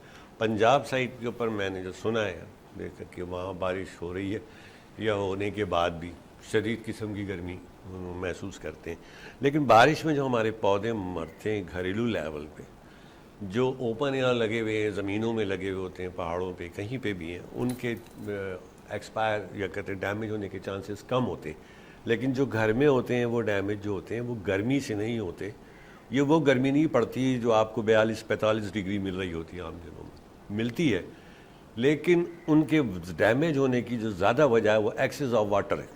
اوکے, ایکسس آف واٹر جب اس میں ہوتا ہے یا اس میں ہولڈنگ کیپیسٹی چوک ہو گئی ہو, نیچے سے ڈرین ہول بند ہو, جب وہ پانی اس میں کھڑا ہو جاتا ہے زیادہ مقدار میں, تو پودے کی جڑوں کو فنگس لگتا ہے, ڈیمیج ہوتی ہے اور ہمارے پودے مرتے ہیں. تو وہ یہ خیال کہ وہ گرمی سے مر رہے ہیں, نہیں, اوور واٹرنگ سے مرنے کے چانسز ہوتے ہیں. اور دوسری چیز میں ایک بات بولوں کہ آپ مرغوب صاحب کی سروسز حاصل کر سکتے ہیں, مرغوب صاحب کو آپ پیجز پہ جوائن کر سکتے ہیں, آپ چاہیں گے تو ہم ان کا نمبر بھی پرووائڈ کریں گے. آپ کے گھر میں جو بڑے بوڑھے ہیں نا, بہترین ایک درس گاہ ہے کہ آپ ان کو گارڈننگ سکھائیں, آپ مرغوب صاحب کی سروسز لیں اور ان کو انگیج کریں, کیونکہ آپ کے پاس اس گزرتے دور میں اتنا وقت نہیں ہوتا کہ آپ اپنے والدین کو ٹائم دیں, تو پودے ان کو ٹائم دیں گے, ان کی گارڈننگ ان کو ٹائم دے گی. مرغوب صاحب بہترین ایک عمل ہوگا کہ آپ اپنے گھر والوں کے لیے کچھ ایسا کر دیں کہ وہ بھی انگیج رہیں. جی جی بالکل ایسا کرنا چاہیے. اب ہم بہت سی فضول بحثوں میں اور باریک بینیوں میں اور چیزوں میں ٹائم ضائع کر رہے ہوتے ہیں گھر میں, اور گھر سے باہر کی بحث موبائل سے. یہ اس سے بہتر ہے کہ آپ موٹے موٹے معاملات سیدھے اپنے چلیں, اور باقی کچھ ٹائم بچتا ہے تو انہیں positive activity, healthy activity gardening کے اندر ان کو لے کے چلیں. رابعہ بالکل ایسا ہی ہے, اور بری بات ہے, مطلب پورا پاکستان ہمتا ہے میری بہن, تو بلکہ آپ کے لیے انہوں نے کہا کہ میرے بھائی کو میرا بہت بہت پیار بھرا سلام. اور اب آپ اگر غصہ یا ناراض جو بھی ہوئے ہیں تو میں دو ہاتھ کروں گا, فکر کیوں کہتی ہیں. آپ کی طرف آتے ہیں, سوال یہ ہے مفتی صاحب, جس پہ ڈاکٹر صاحب بھی ایگری کریں گے کہ آج کل بچیاں جو ہیں ان کا ٹیمپرمنٹ اس لیے خراب ہوتا ہے کہ لڑکی جا رہی ہے, اس کو نہیں پتا کہ کیا بات ہو رہی ہے, تمہاری بھابھی جا رہی ہے, اس کے ساتھ تو میں نے بدفعلی کی ہے, یہ کہ اس بچی بیچاری کو پتہ بھی نہیں ہوتا. تو ایسے لڑکوں, مردوں یا میل کیٹیگری کے لیے اسلام میں کیا سزا ہے؟ کردار کشی ہو گئی نا. بالکل کردار کشی. اور جو پاک دامن عورتوں پر تہمتیں لگاتے پھرتے ہیں اور ان کا کردار خراب کیے پھرتے ہیں معاشرے میں. اور ہمارا معاشرہ تو آپ کو پتہ ہے کہ بڑا زہریلا معاشرہ ہے. مرد تو اپنی جان بچا کے نکل آتا ہے, وہ اپنی پاکی پر 100 دلیلیں دے دے گا, اس کو اللہ نے طاقت دی ہے. عورت بیچاری اگر کل کو کسی تانے کی زد میں آ جائے, اس کو اپنی پاک دامنی بیان کرنے بڑا مشکل ہوتا ہے, وہ بڑی مشکل سے معاشرہ اس کو قبول کرتا ہے. تو ایسے مردوں کے لیے یہ قرآن پاک میں ان کی وعیدیں بڑی سخت آئی ہیں کہ جو مومن یا جو لوگ جو ہیں یا جو لوگ پاک دامن عورتوں پر نعوذ باللہ زنا کی تہمت لگاتے ہیں, بد کرداری کی تہمت لگاتے ہیں, بدفعلی کی تہمت لگاتے ہیں, ان کے لیے بڑی سزائیں اللہ نے وارد کی ہیں. اور ہمیں اس بات سے ڈرنا چاہیے کہ کسی کی ہمیں آہ نہ لگے. دیکھیں ہم نے کتاب میں پڑھا تھا کہ جو آگ ہوتی ہے نا, آگ, وہ جلانے والی آگ یعنی جو اسپن کا دانہ ہوتا ہے جس کو وہ لوگ بعض خوشبو والے وہ جو 3 پوٹس ہوتے ہیں برتن نما ہوتے ہیں اس میں وہ ڈالتے ہیں, وہ جب جلتی ہے تو اس سے مہک اٹھتی ہے. تو کہتے ہیں وہ جو اس میں کوئلہ پڑا ہوا ہوتا ہے, کہتے ہیں جلانے والی آگ جو ہے نا وہ اس دانے کو بھی اتنا کالا نہیں کرتی جتنے ایک مظلوم کی آہ جو ہے نا سارے جہان کو ویران کر دیتی ہے. ایسا ہی ہے. تو آپ کسی کی آہ سے بچیں, کسی کے اوپر بد کرداری کا الزام اور تہمت لگانے سے بچیں, کسی کے اوپر بدفعلی کا الزام لگانے سے بچیں, ورنہ اس کی بڑی سخت وعید ہے کہ آپ کسی راہ چلتے پر آپ تہمت لگائیں. اور آپ صلی اللہ علیہ وسلم کے بارے میں جو ایک واقعات ہے کہ ایک شخص آیا آپ صلی اللہ علیہ وسلم کے پاس کہ اللہ کے رسول میں زنا کرنا چاہتا ہوں. آپ حیران ہوں گے کہ ہمارے ساتھ اگر کوئی ہمارے سامنے آ کے بولے کہ مجھے زنا کی اجازت دے تو ہم تو اس کا پتہ نہیں تھی یہ پانچائی کر دیں گے. آج کل لوگ کہتے ہیں میرا بھی حصہ رکھنا. اور نبی کریم صلی اللہ علیہ وسلم کے پاس ایک شخص آیا, وہ کہہ رہا ہے کہ اللہ کے رسول مجھے زنا کی اجازت دے دیجیے. آپ صلی اللہ نے اس کو بڑے پیار سے تحمل سے سنا اور اس کو بولا کیا تمہارے گھر میں ماں بہن ہے یا نہیں ہے؟ فرمایا جی ہاں میری والدہ بھی ہے, میری بہن بھی ہے. تو آپ صلی اللہ نے اس سے پوچھا کیا تم یہ چاہتے ہو کہ تمہاری والدہ یا بہن کے ساتھ کوئی یہ حرکت کرے؟ فرمایا نہیں میں تو نہیں چاہتا اللہ کے رسول کہ اگر میرے گھر میں کوئی ایسا کام کرے. تو فرمایا جس کے ساتھ تم زنا کا ارادہ رکھتے ہو وہ بھی تو کسی کی ماں اور بہن ہے, آپ کیسے کسی کے بارے میں ایسا سوچ سکتے ہو؟ تو وہ انسان جو دوسروں پر تہمت لگاتے پھرتے ہیں بدفعلی کی, بد کرداری کی, ان کو ڈرنا چاہیے آخرت کے عذاب سے اور ان وعیدوں سے. اور نبی کریم آقا دو جہاں صلی اللہ علیہ وسلم کے پاس ایک عورت آئی اور اس نے آپ نے بڑا اچھا واقعہ ایک ذہن میں گھما دیا دوبارہ کہ اس نے اسلام قبول کیا اور اس نے کہا کہ آقا دو جہاں صلی اللہ علیہ وسلم کہ میں نے اب مجھے تھوڑی کاؤنٹنگ میں غلطی ہے لیکن میں سمجھانے کے لیے آپ کو بولوں گا, پتہ نہیں 11 بندے تھے یا 1100 بندے تھے کہ میں ان کے ساتھ زنا کروں گی, ٹھیک ہے. اور کیونکہ اب میں نے اسلام قبول کر دیا تو آقا دو جہاں صلی اللہ علیہ وسلم نے کہا کہ تم اپنی ایک تخنے کو ننگا کر دینا, جتنی نظریں اس تخنے پر پڑیں گی اتنی دفعہ زنا کاؤنٹ ہوگا. تو اسلام میں بہت زیادہ پردے کا حکم ہے. اور اسی کے ساتھ ساتھ ایک سوال آپ کے لیے اور آیا ہے سوری, اچھا یہ کیونکہ میں آن ایئر اس بات کی معافی بھی چاہوں گا لیکن کچھ باتیں ایسی ہوتی ہیں کہ جس کو ہمیں کرنا بہت ضروری ہے. ایک لڑکی نے لکھا ہے کہ میں شور کوٹ سے ہوں اور مجھے مسئلہ یہ ہے کہ میرے ساتھ ایک وڈیرے نے زیادتی کی ہے اور اس کے بعد اب میں حاملہ ہوں. اب ڈاکٹر کے پاس جب لے جایا گیا تو ڈاکٹر نے کہا کہ اگر ایبورشن کرواتے ہو تو یوٹرس یعنی بچہ دانی پھٹنے کے بہت چانسز ہیں. اب میرے ماں باپ کو مجھے رکھتے ہوئے بھی شرم آتی ہے اور بھائی کہتے ہیں کہ یہ تو ہے ہی کاری کرنے کی مطلب مترادف ہے, تو کیا ہمیں دارالسکون شیلٹر دیتا ہے یا نہیں؟ جی بالکل, اگر ایسی کوئی ان کی مجبوری ہے تو دارالسکون میں آ کے بالکل وہ رابطہ کریں اور ایسے افراد کے لیے ادارے کھلیں. اصل میں دیکھیں دارالسکون یہ ادارہ اور جیسے دوسرے جو دیگر ادارے ہیں رفاہی ادارے, یہ ان کے وجود میں نا ہماری غفلت کی علامت ہے. دراصل اسلام نے وہ بنیادی احکامات ہمیں اسلام نے 14 سال پہلے ہی دے دیے کہ آپ نے اپنے پڑوسی کا خیال کرنا ہے, آپ نے اگر زکوٰۃ دینی تو اپنے رشتہ دار سے دینا شروع کرنا ہے, اگر آپ نے کوئی راشن دینا تو اپنے رشتہ داروں کو پوچھیں, آپ نے کوئی بھی حسن سلوک کرنے تو اپنے رشتہ داروں سے کریں. ہماری غلطی کیا ہوتی ہے کہ جب ہم اپنے پڑوس کو دیکھنا چھوڑ دیتے, جب ہم اپنے رشتہ داروں کو دیکھنا چھوڑ دیتے, اس کے نتیجے میں جب ہماری غفلت ہوتی ہے تو یہ افراد معاشرے میں ندار ہو کے پھرتے ہیں اور ان کی معاشرے کی پرسان حال نہیں ہوتا. جب ان کا معاشرے پر کوئی پرسان حال نہیں ہوتا تو ایسے ادارے وجود میں آتے ہیں اور پھر یہی لوگ جہاں ہمیں پہلے ڈونیشن دینا چاہیے, جہاں ہمیں پہلے ہیلپ آؤٹ کرنا چاہیے, وہاں پر ہم آ کے پھر جو ہے نا بڑی مجبوری سے جو ہے وہاں وہ ہم ڈونیشن دیتے اور ان کا خیال کرتے ہیں. اگر ایک اچھا مسلمان اور ایک اچھا مومن اگر اپنی زندگی کو اسلام کے مطابق سنوارے تو ہمارے معاشرے میں ایسے ادارے وجود میں نہ آئے. کبھی بھی اسلام کا یہ مزاج نہیں رہا کہ کسی معاشرے میں جو ہے ایسے ادارے وجود میں آئے جہاں پر. بات میں مفتی صاحب یہاں پہ یہ بھی کہوں گا کہ اللہ تعالیٰ نے آپ سے پھر کہتے ہیں نا 70 ماؤں جتنا پیار کرتا ہے, تو اللہ تعالیٰ نے بڑا اچھا, میں نے کال پڑھا اور میں ہر پروگرام میں اس کو جو ہے وہ کوٹ کرتا ہوں. مرغوب صاحب تو اس سے باخوبی واقف ہوں گے, ڈاکٹر طارق, کیونکہ یہ ریگولر والے میرے بندے ہیں جو پروگرامز میں آتے ہیں. میں نے بڑا اچھا کال پڑھا تھا, وہ یہ تھا کہ آپ نے جو اپنے لیے اپنے ہاتھ سے خرچ کر دیا وہ آپ کا اپنا ہے, باقی سب پیچھے والوں کا رہ جائے گا جو آپ چھوڑ کر جائیں گے. حدیث میں آتا ہے نا کہ انسان جب مرتا ہے تو اس کے لیے 3 چیزیں صدقہ جاریہ کے طور پر ہوتی ہیں. ایک نیک اولاد, جس پر اس نے محنت کی، اس کو دین سکھایا، اچھی دنیا سکھائی، اچھی معاشرت سکھائی کہ جب وہ آپ کے جانے کے بعد نیک عمل کرتا ہے تو والدین کو اس کا ثواب ملتا رہتا ہے۔ دوسرا وہ علم جو اس نے اللہ کی رضا کے لیے حاصل کیا اور آگے ٹرانسفر کر دیا، مرنے کے بعد جب تک اس علم وہ پھیلتا چلا جاتا ہے، لوگ اس پر عمل کرتے ہیں تو اس کا ثواب ملتا ہے۔ تیسرا وہ مال جو اس نے اللہ کی رضا کے لیے خرچ کر دیا ہو اور وہ ہمیشہ کے لیے اس کا باقی رہتا ہے۔ باقی جو کھا پی لیا وہ تو ختم ہو گیا، جو اللہ کی رضا کے لیے دے وہ ہمیشہ کے لیے باقی ہے، جس کو ہم سمجھتے ہیں وہ باقی نہیں ہے وہ ہمیشہ کے لیے باقی اور آخرت کے لیے اجر ہے اس کا ہمیشہ۔ آخرت کا سامان کریں اپنے لیے بھی اور اپنے گھر والوں کے لیے بھی۔ ڈاکٹر طارق آپ کی طرف آتے ہیں، پھر ہم بریک کی طرف جائیں گے۔ ڈاکٹر یہ بتائیے گا کہ جو آج کل مجھے بھی ہوتی ہے، کیونکہ میری داڑھی وائٹ ہے، بال سارے کالے، تو مجھے بتائیے گا کہ ڈائی لگانے سے بہت زیادہ اب الرجی شروع ہو گئی ہے، تو اس کی پریکاشنز کے لیے ہم کیا کریں؟ کیونکہ ڈائی لگانا بھی ضروری ہے۔ ہاں، ڈائی سے پہلے بڑی عجیب لگتی ہے ویسے میرے سے۔ ڈائی سے پہلے 2-3 پریکاشن بہت ضروری ہے جو ہم لوگ اسکن اسپیشلسٹ بھی ریکمنڈ کرتے ہیں اور ڈاکٹر بھی ریکمنڈ کرتے ہیں۔ جو بھی ڈائی آپ یوز کریں اس کو سب سے پہلے آپ ایئر لوب کے پیچھے لگا لیں، لگانے مطلب اس کو یوز کرنے سے پہلے آپ اس کے 2 ٹیسٹ لے لیں، ایئر لوب کے پیچھے لگا لیں اور رات کو لگا کے سو جائیں۔ نیکسٹ ڈے آپ دیکھیں اگر آپ کو کسی قسم کی الرجی نہیں ہو رہی تو that dye will be safe.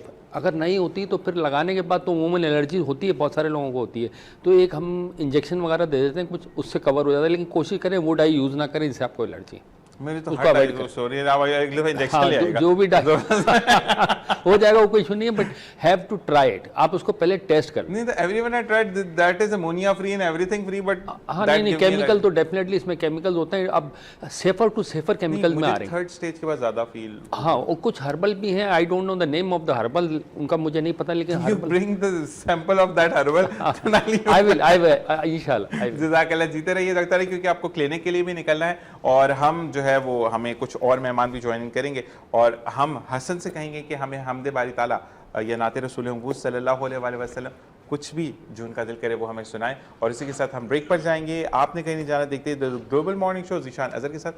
بسم اللہ الرحمن الرحیم۔ ایک پیارا کلام پیش کرتا ہوں، ہو سکے تو سارے مل کے میرے ساتھ شامل ہو جائیے گا۔ بسم اللہ الرحمن۔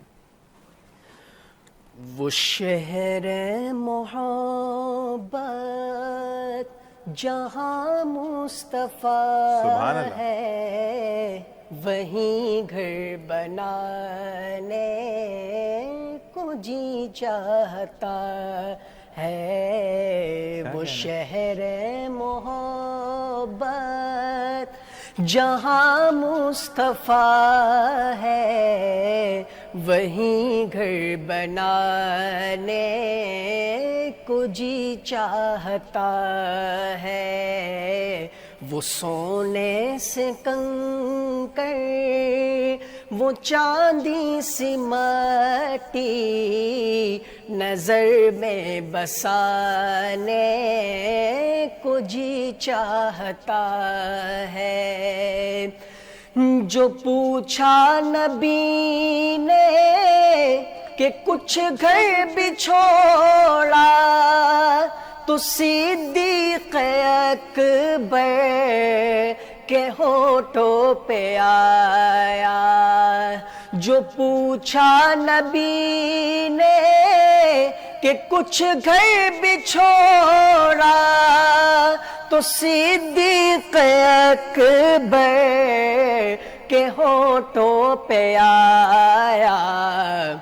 وہاں مال و دولت کی کیا حیثیت ہے، وہاں مال و دولت کی کیا حیثیت ہے، جہاں جا لٹانے کو جی چاہتا ہے۔ وہ شہر محبت جہاں مصطفیٰ ہے، وہیں گھر بنانے کو جی چاہتا ہے۔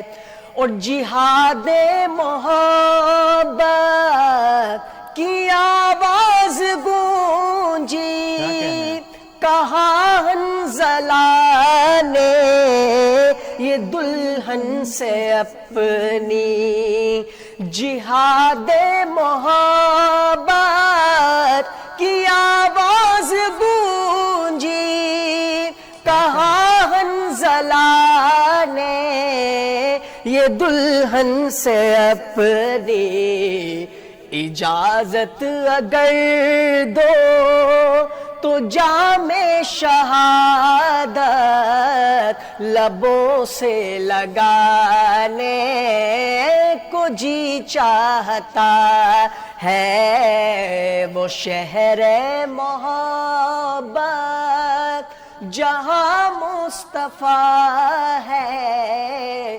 وہیں گھر بنانے کو جی چاہتا۔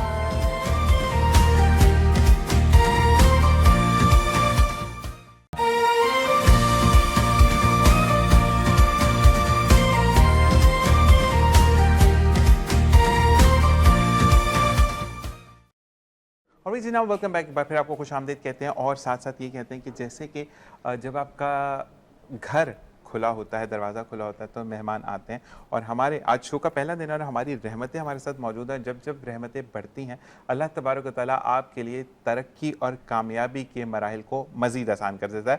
اسی کے ساتھ ساتھ ہمیں جوائن کیا عبدالرزاق باجوہ بھائی نے، جو کہ اس فیلڈ سے تعلق رکھتے ہیں جہاں پہ صرف تنقید کی جاتی ہے، لیکن یہ میں واحد ایک سیاستدان ہیں جن سے میں ملا ہوں کہ وہ اپنی پارٹی پر اور اپنے آپ پر بھی تنقید کرتے ہیں۔ جہاں یہ غلط ہوتے ہیں یا ان کی پارٹی سے کوئی غلطی ہوتی ہے تو ہی از دا اونلی ون جو کہ آ کے واقعی میں یہ کہتا ہے کہ نہیں، ہم یہاں پر غلط ہیں اور ہمیں اس کا سبسٹیٹیوٹ یہ کرنا چاہیے تھا، لیکن ابھی بھی ہم اسی طرف کامزن ہے۔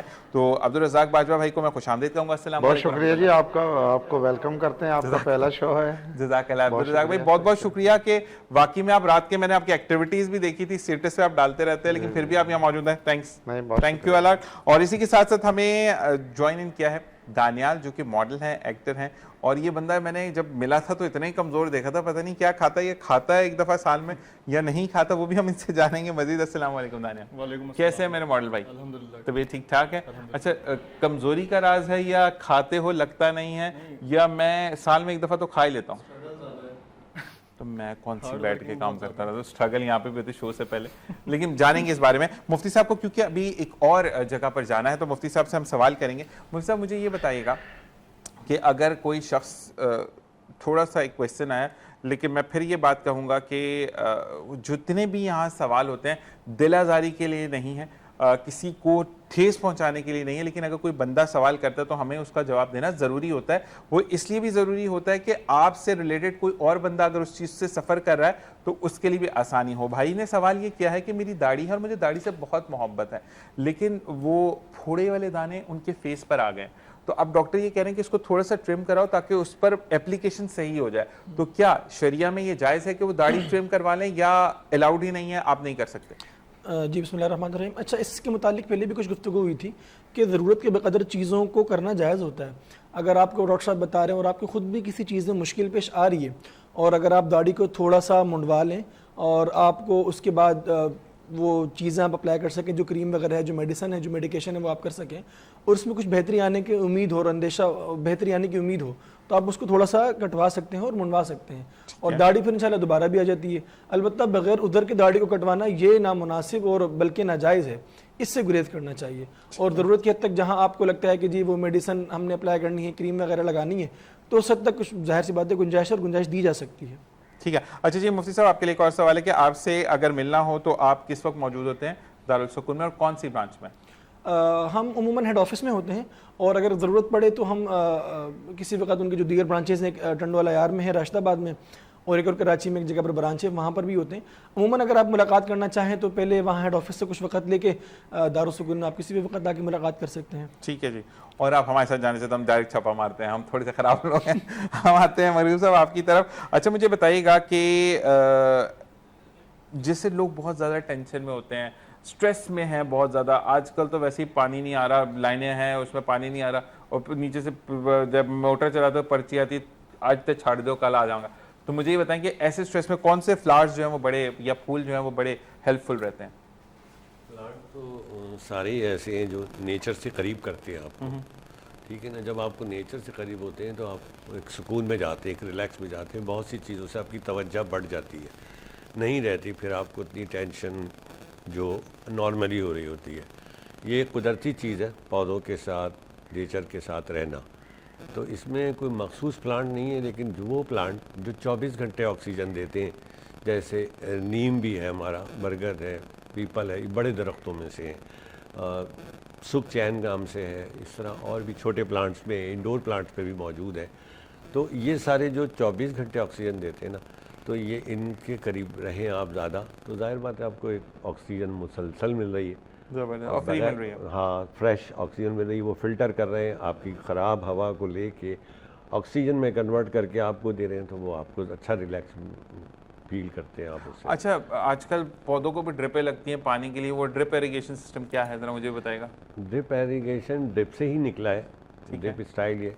یہ ہوتا ہے کہ آپ نے فرض کریں اگر کوئی چھٹیوں پہ جانا ہے یا کہیں کراچی آؤٹ سٹی جا رہے ہیں آپ، ہفتہ بھر ہے، کچھ ایسا ٹائم ہے، یا اس سے بھی زیادہ ہوتا ہے، اس کے بھی انتظامات ہیں، تو آپ چھٹیوں پہ یا آپ کو بعض اوقات آفیشیل یا بزنس پہ شوق بہت رکھتے ہیں لیکن وقت نہیں دے پا رہے کہ پانی دیں، تو اس کے لیے ڈرپ ایریگیشن سسٹم انہوں نے ارینج کر لیا ہے، جو اتنا مہنگا بھی نہیں ہے. اور وہ یہ ہوتا ہے کہ وہ پانی سے کنیکٹڈ ہوتا ہے، اور وہاں سے سمجھ لیں ایک ڈرپ کی جو ہوتی ہے یہ ڈرپ کی سپلائی، جو بوتل خالی ہوتی ہے اس میں تو نہیں ڈالتے؟ نہیں، یہ اس کا ڈرپ نام بھی ہے، مہنگی ہو جائے گی. کیونکہ اتنا سا پانی تو پھر آپ کے لیے اگر آپ کے پاس پاٹس موجود ہیں تو وہ ناکافی ہوگا. اسے کہیں مین لائن سے کنیکٹ کر دیتے ہیں، اور اس میں ہر ایک جگہ ہر گملے کے اندر ایک وہ کنیکٹر لگا ہوا ہوتا ہے جسے کنٹرول کر سکتے ہیں ڈراپنگ. تو جتنی ڈراپنگ کرنی ہے آپ نے 1 منٹ میں 1 ڈراپ، یا جیسے ہی آپ کو ضرورت ہے. بعض پودے ایسے ہوتے ہیں کہ جن کے اندر کم پانی چاہیے، بعض ایسے ہوتے ہیں جو زیادہ پانی لیتے ہیں، تو آپ اس کے مطابق اس کی ڈرپ کو سیٹ کر دیں اور آپ اسے کنیکٹ رہنے دیں، آپ چلے جائیں، وہ آہستہ آہستہ ڈرپنگ ہوتی رہے گی اور اس کو پانی ملتا رہے گا. اس کو ڈرپ ایریگیشن سسٹم. ہم یہ تمام چیزیں تمام باتیں کریں گے. آج مرغوب صاحب ایک اور پودا لے کر آئے ہیں، اور مجھے بھی انہوں نے یہ کہا ہے کہ اس کی جگہ ایک اور پودا آئے گا، یعنی گملہ آئے گا اور اس میں ہم پودا لگائیں گے. ہم نے ویسے یہ نقلی والے لگائے ہیں، یہ اصلی والا لے کر آتے ہیں. اور ساتھ ساتھ جو ہے وہ آپ کے آنے کا بہت بہت شکریہ مرغوب صاحب، آپ کا مفتی صاحب بہت بہت شکریہ. ہمیں 2 ایجوکیشنز جوائن ان کریں گے رائٹ آفٹر دا، ہم جب مرغوب اس کے بعد ہم رزاق باجوہ بھائی کی طرف چلیں گے. تو آپ دونوں کا بہت بہت شکریہ. اور کاشف ہمیں جوائن کریں گے، میم جبین ہمیں جوائن کریں گی. ہم ایک سوال کی طرف چلتے ہیں، پھر ان سے بھی آپ کو ملوائیں گے. ہم عبدالرزاق بھائی، میں یہ جاننا چاہوں گا کہ بلوچستان میں گزشتہ شب ایک واقعہ پیش آیا، میں چاہوں گا کہ آپ اس کی وضاحت کریں یا اس پہ روشنی ڈالیں. جی بسم اللہ الرحمن الرحیم. ذیشان صاحب، بڑے افسردہ ہوں میں. بلوچستان کی صورتحال بہت زیادہ خراب ہے، کوئی اچھی نہیں ہے. وہاں پر ہمارے لوگوں پر انہیں قتل کیا جا رہا ہے، ان پر حملے کیے جا رہے ہیں. یہ میں سمجھتا ہوں کہ پاکستان کے خلاف ایک بین الاقوامی سازش ہے. بلوچستان کو پاکستان سے علیحدگی کے لیے جس طرح سے انڈیا اور افغانستان مل کر، یہ سب کی ایک ہی کوشش ہے کہ پاکستان کو تقسیم در تقسیم کیا جائے. وہاں ہماری فورسز بھی قربانی دے رہی ہے. وہاں میری کمیونٹی جو میرا تعلق پنجابی کمیونٹی سے ہے اور جاٹ برادری سے ہے، وہاں پر کل بھی ایک واقعہ ہوا. ویسے تو ہمارے لوگوں کو بڑی سینکڑوں اور ہزاروں کی تعداد میں وہاں سے قتل کر کے انہیں وہاں سے بے دخل کر دیا گیا بلوچستان سے. تو لیکن یہ جو تازہ ترین ایک واقعہ ہوا ہے جو کل ہوا ہے، وہ وہاں پر مزدوری کرتے تھے، پنجابی کمیونٹی سے تعلق رکھنے والے مزدور تھے، لیبر تھے.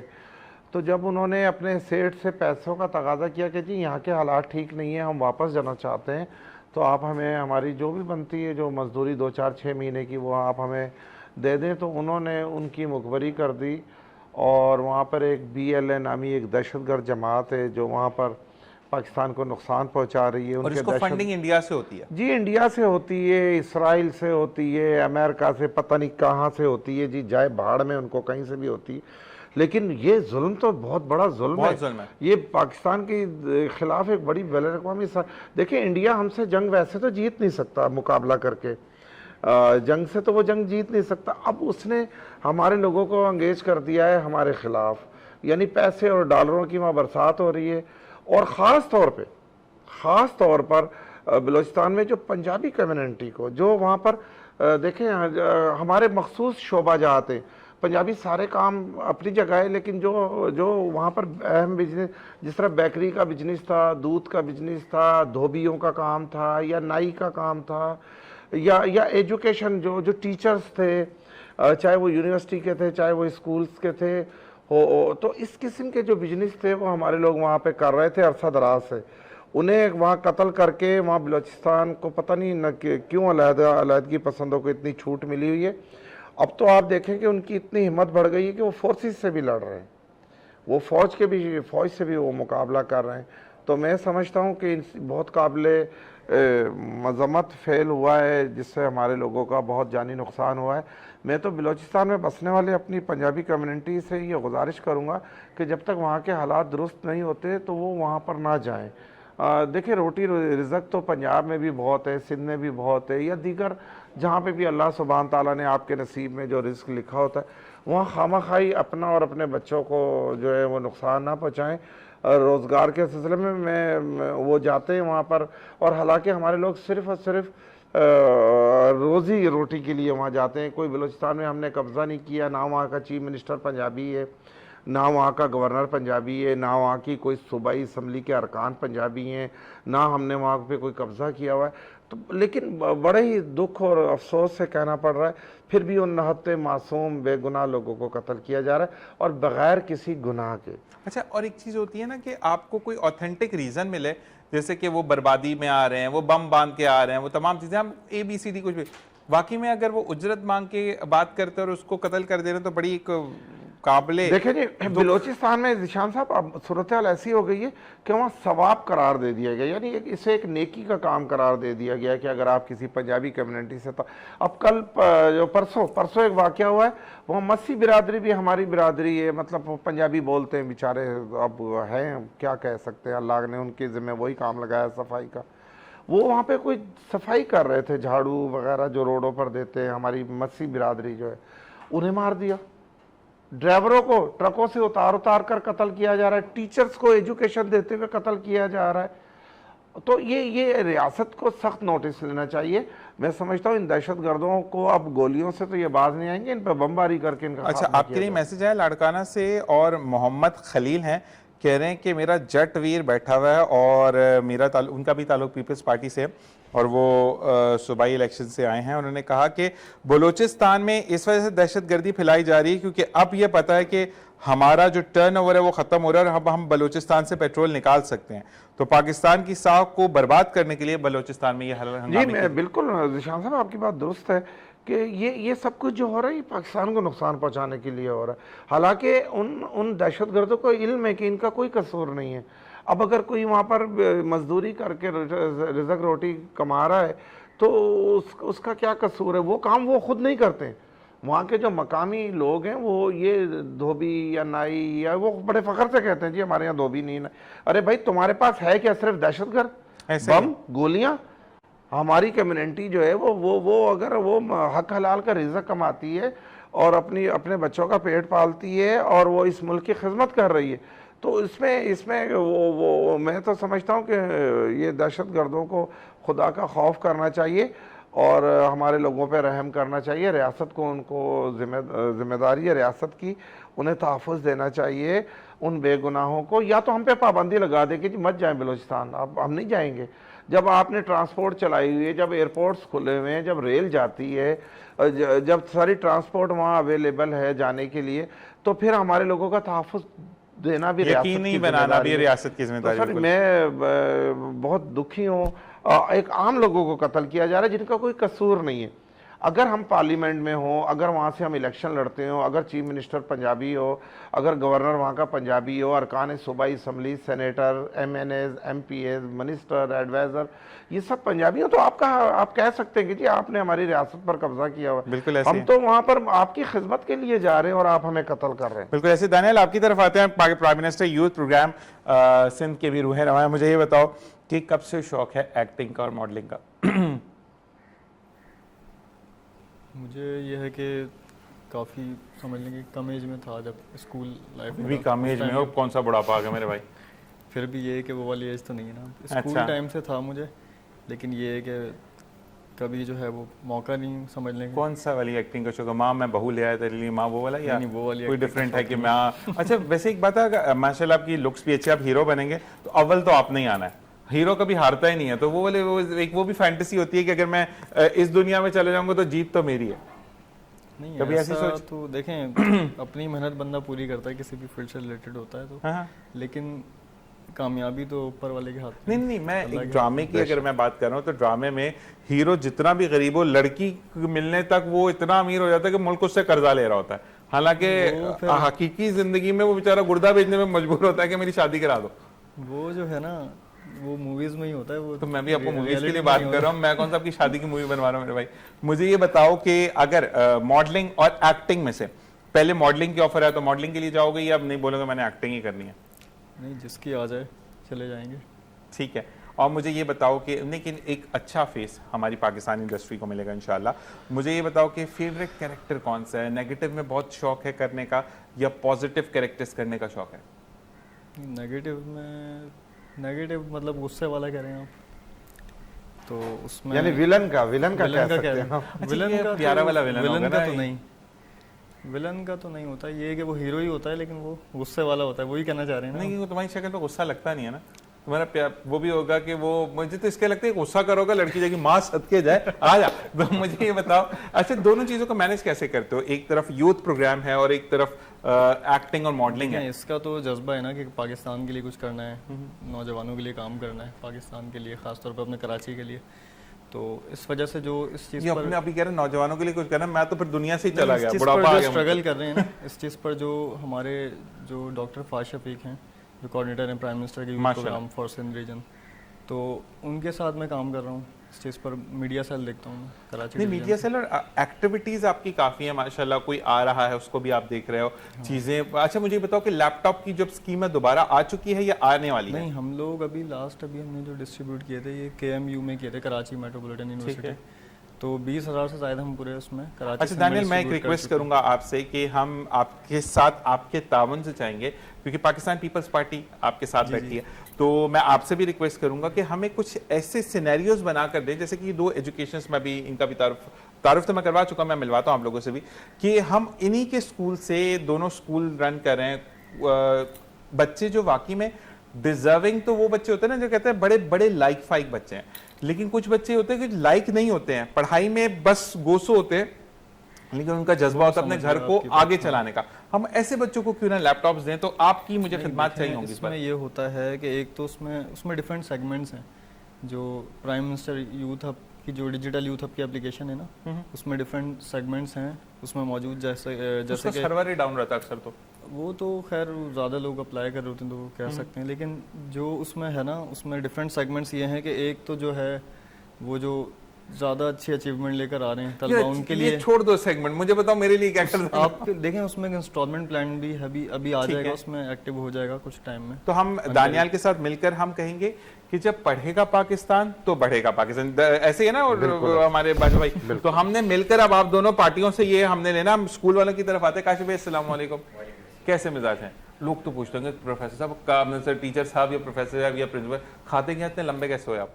बस ये एक जेनेटिक है। जेनेटिक सारी लंबे लंबे, क्या बात है, मुझे भी कल इतना मिल जाता मैं पागल हो जाता। हाँ। अच्छा मुझे ये बताएं कि अभी जो मैंने बात की कि बच्चों का हमारे यहाँ पर बड़ा फोकस होता है। मैम आपको भी खुश आमदीद कहते हैं, अस्सलाम वालेकुम, कैसी हैं आप? ठीक ठाक हैं? The one and only the gorgeous ma'am होती हैं, वो कहते हैं ना बच्चे सारी दुखी के पास लेके आते हैं, मैडम ये मसला, माशाल्लाह इनके स्कूल की एक्टिविटीज़ में मैंने देखी है।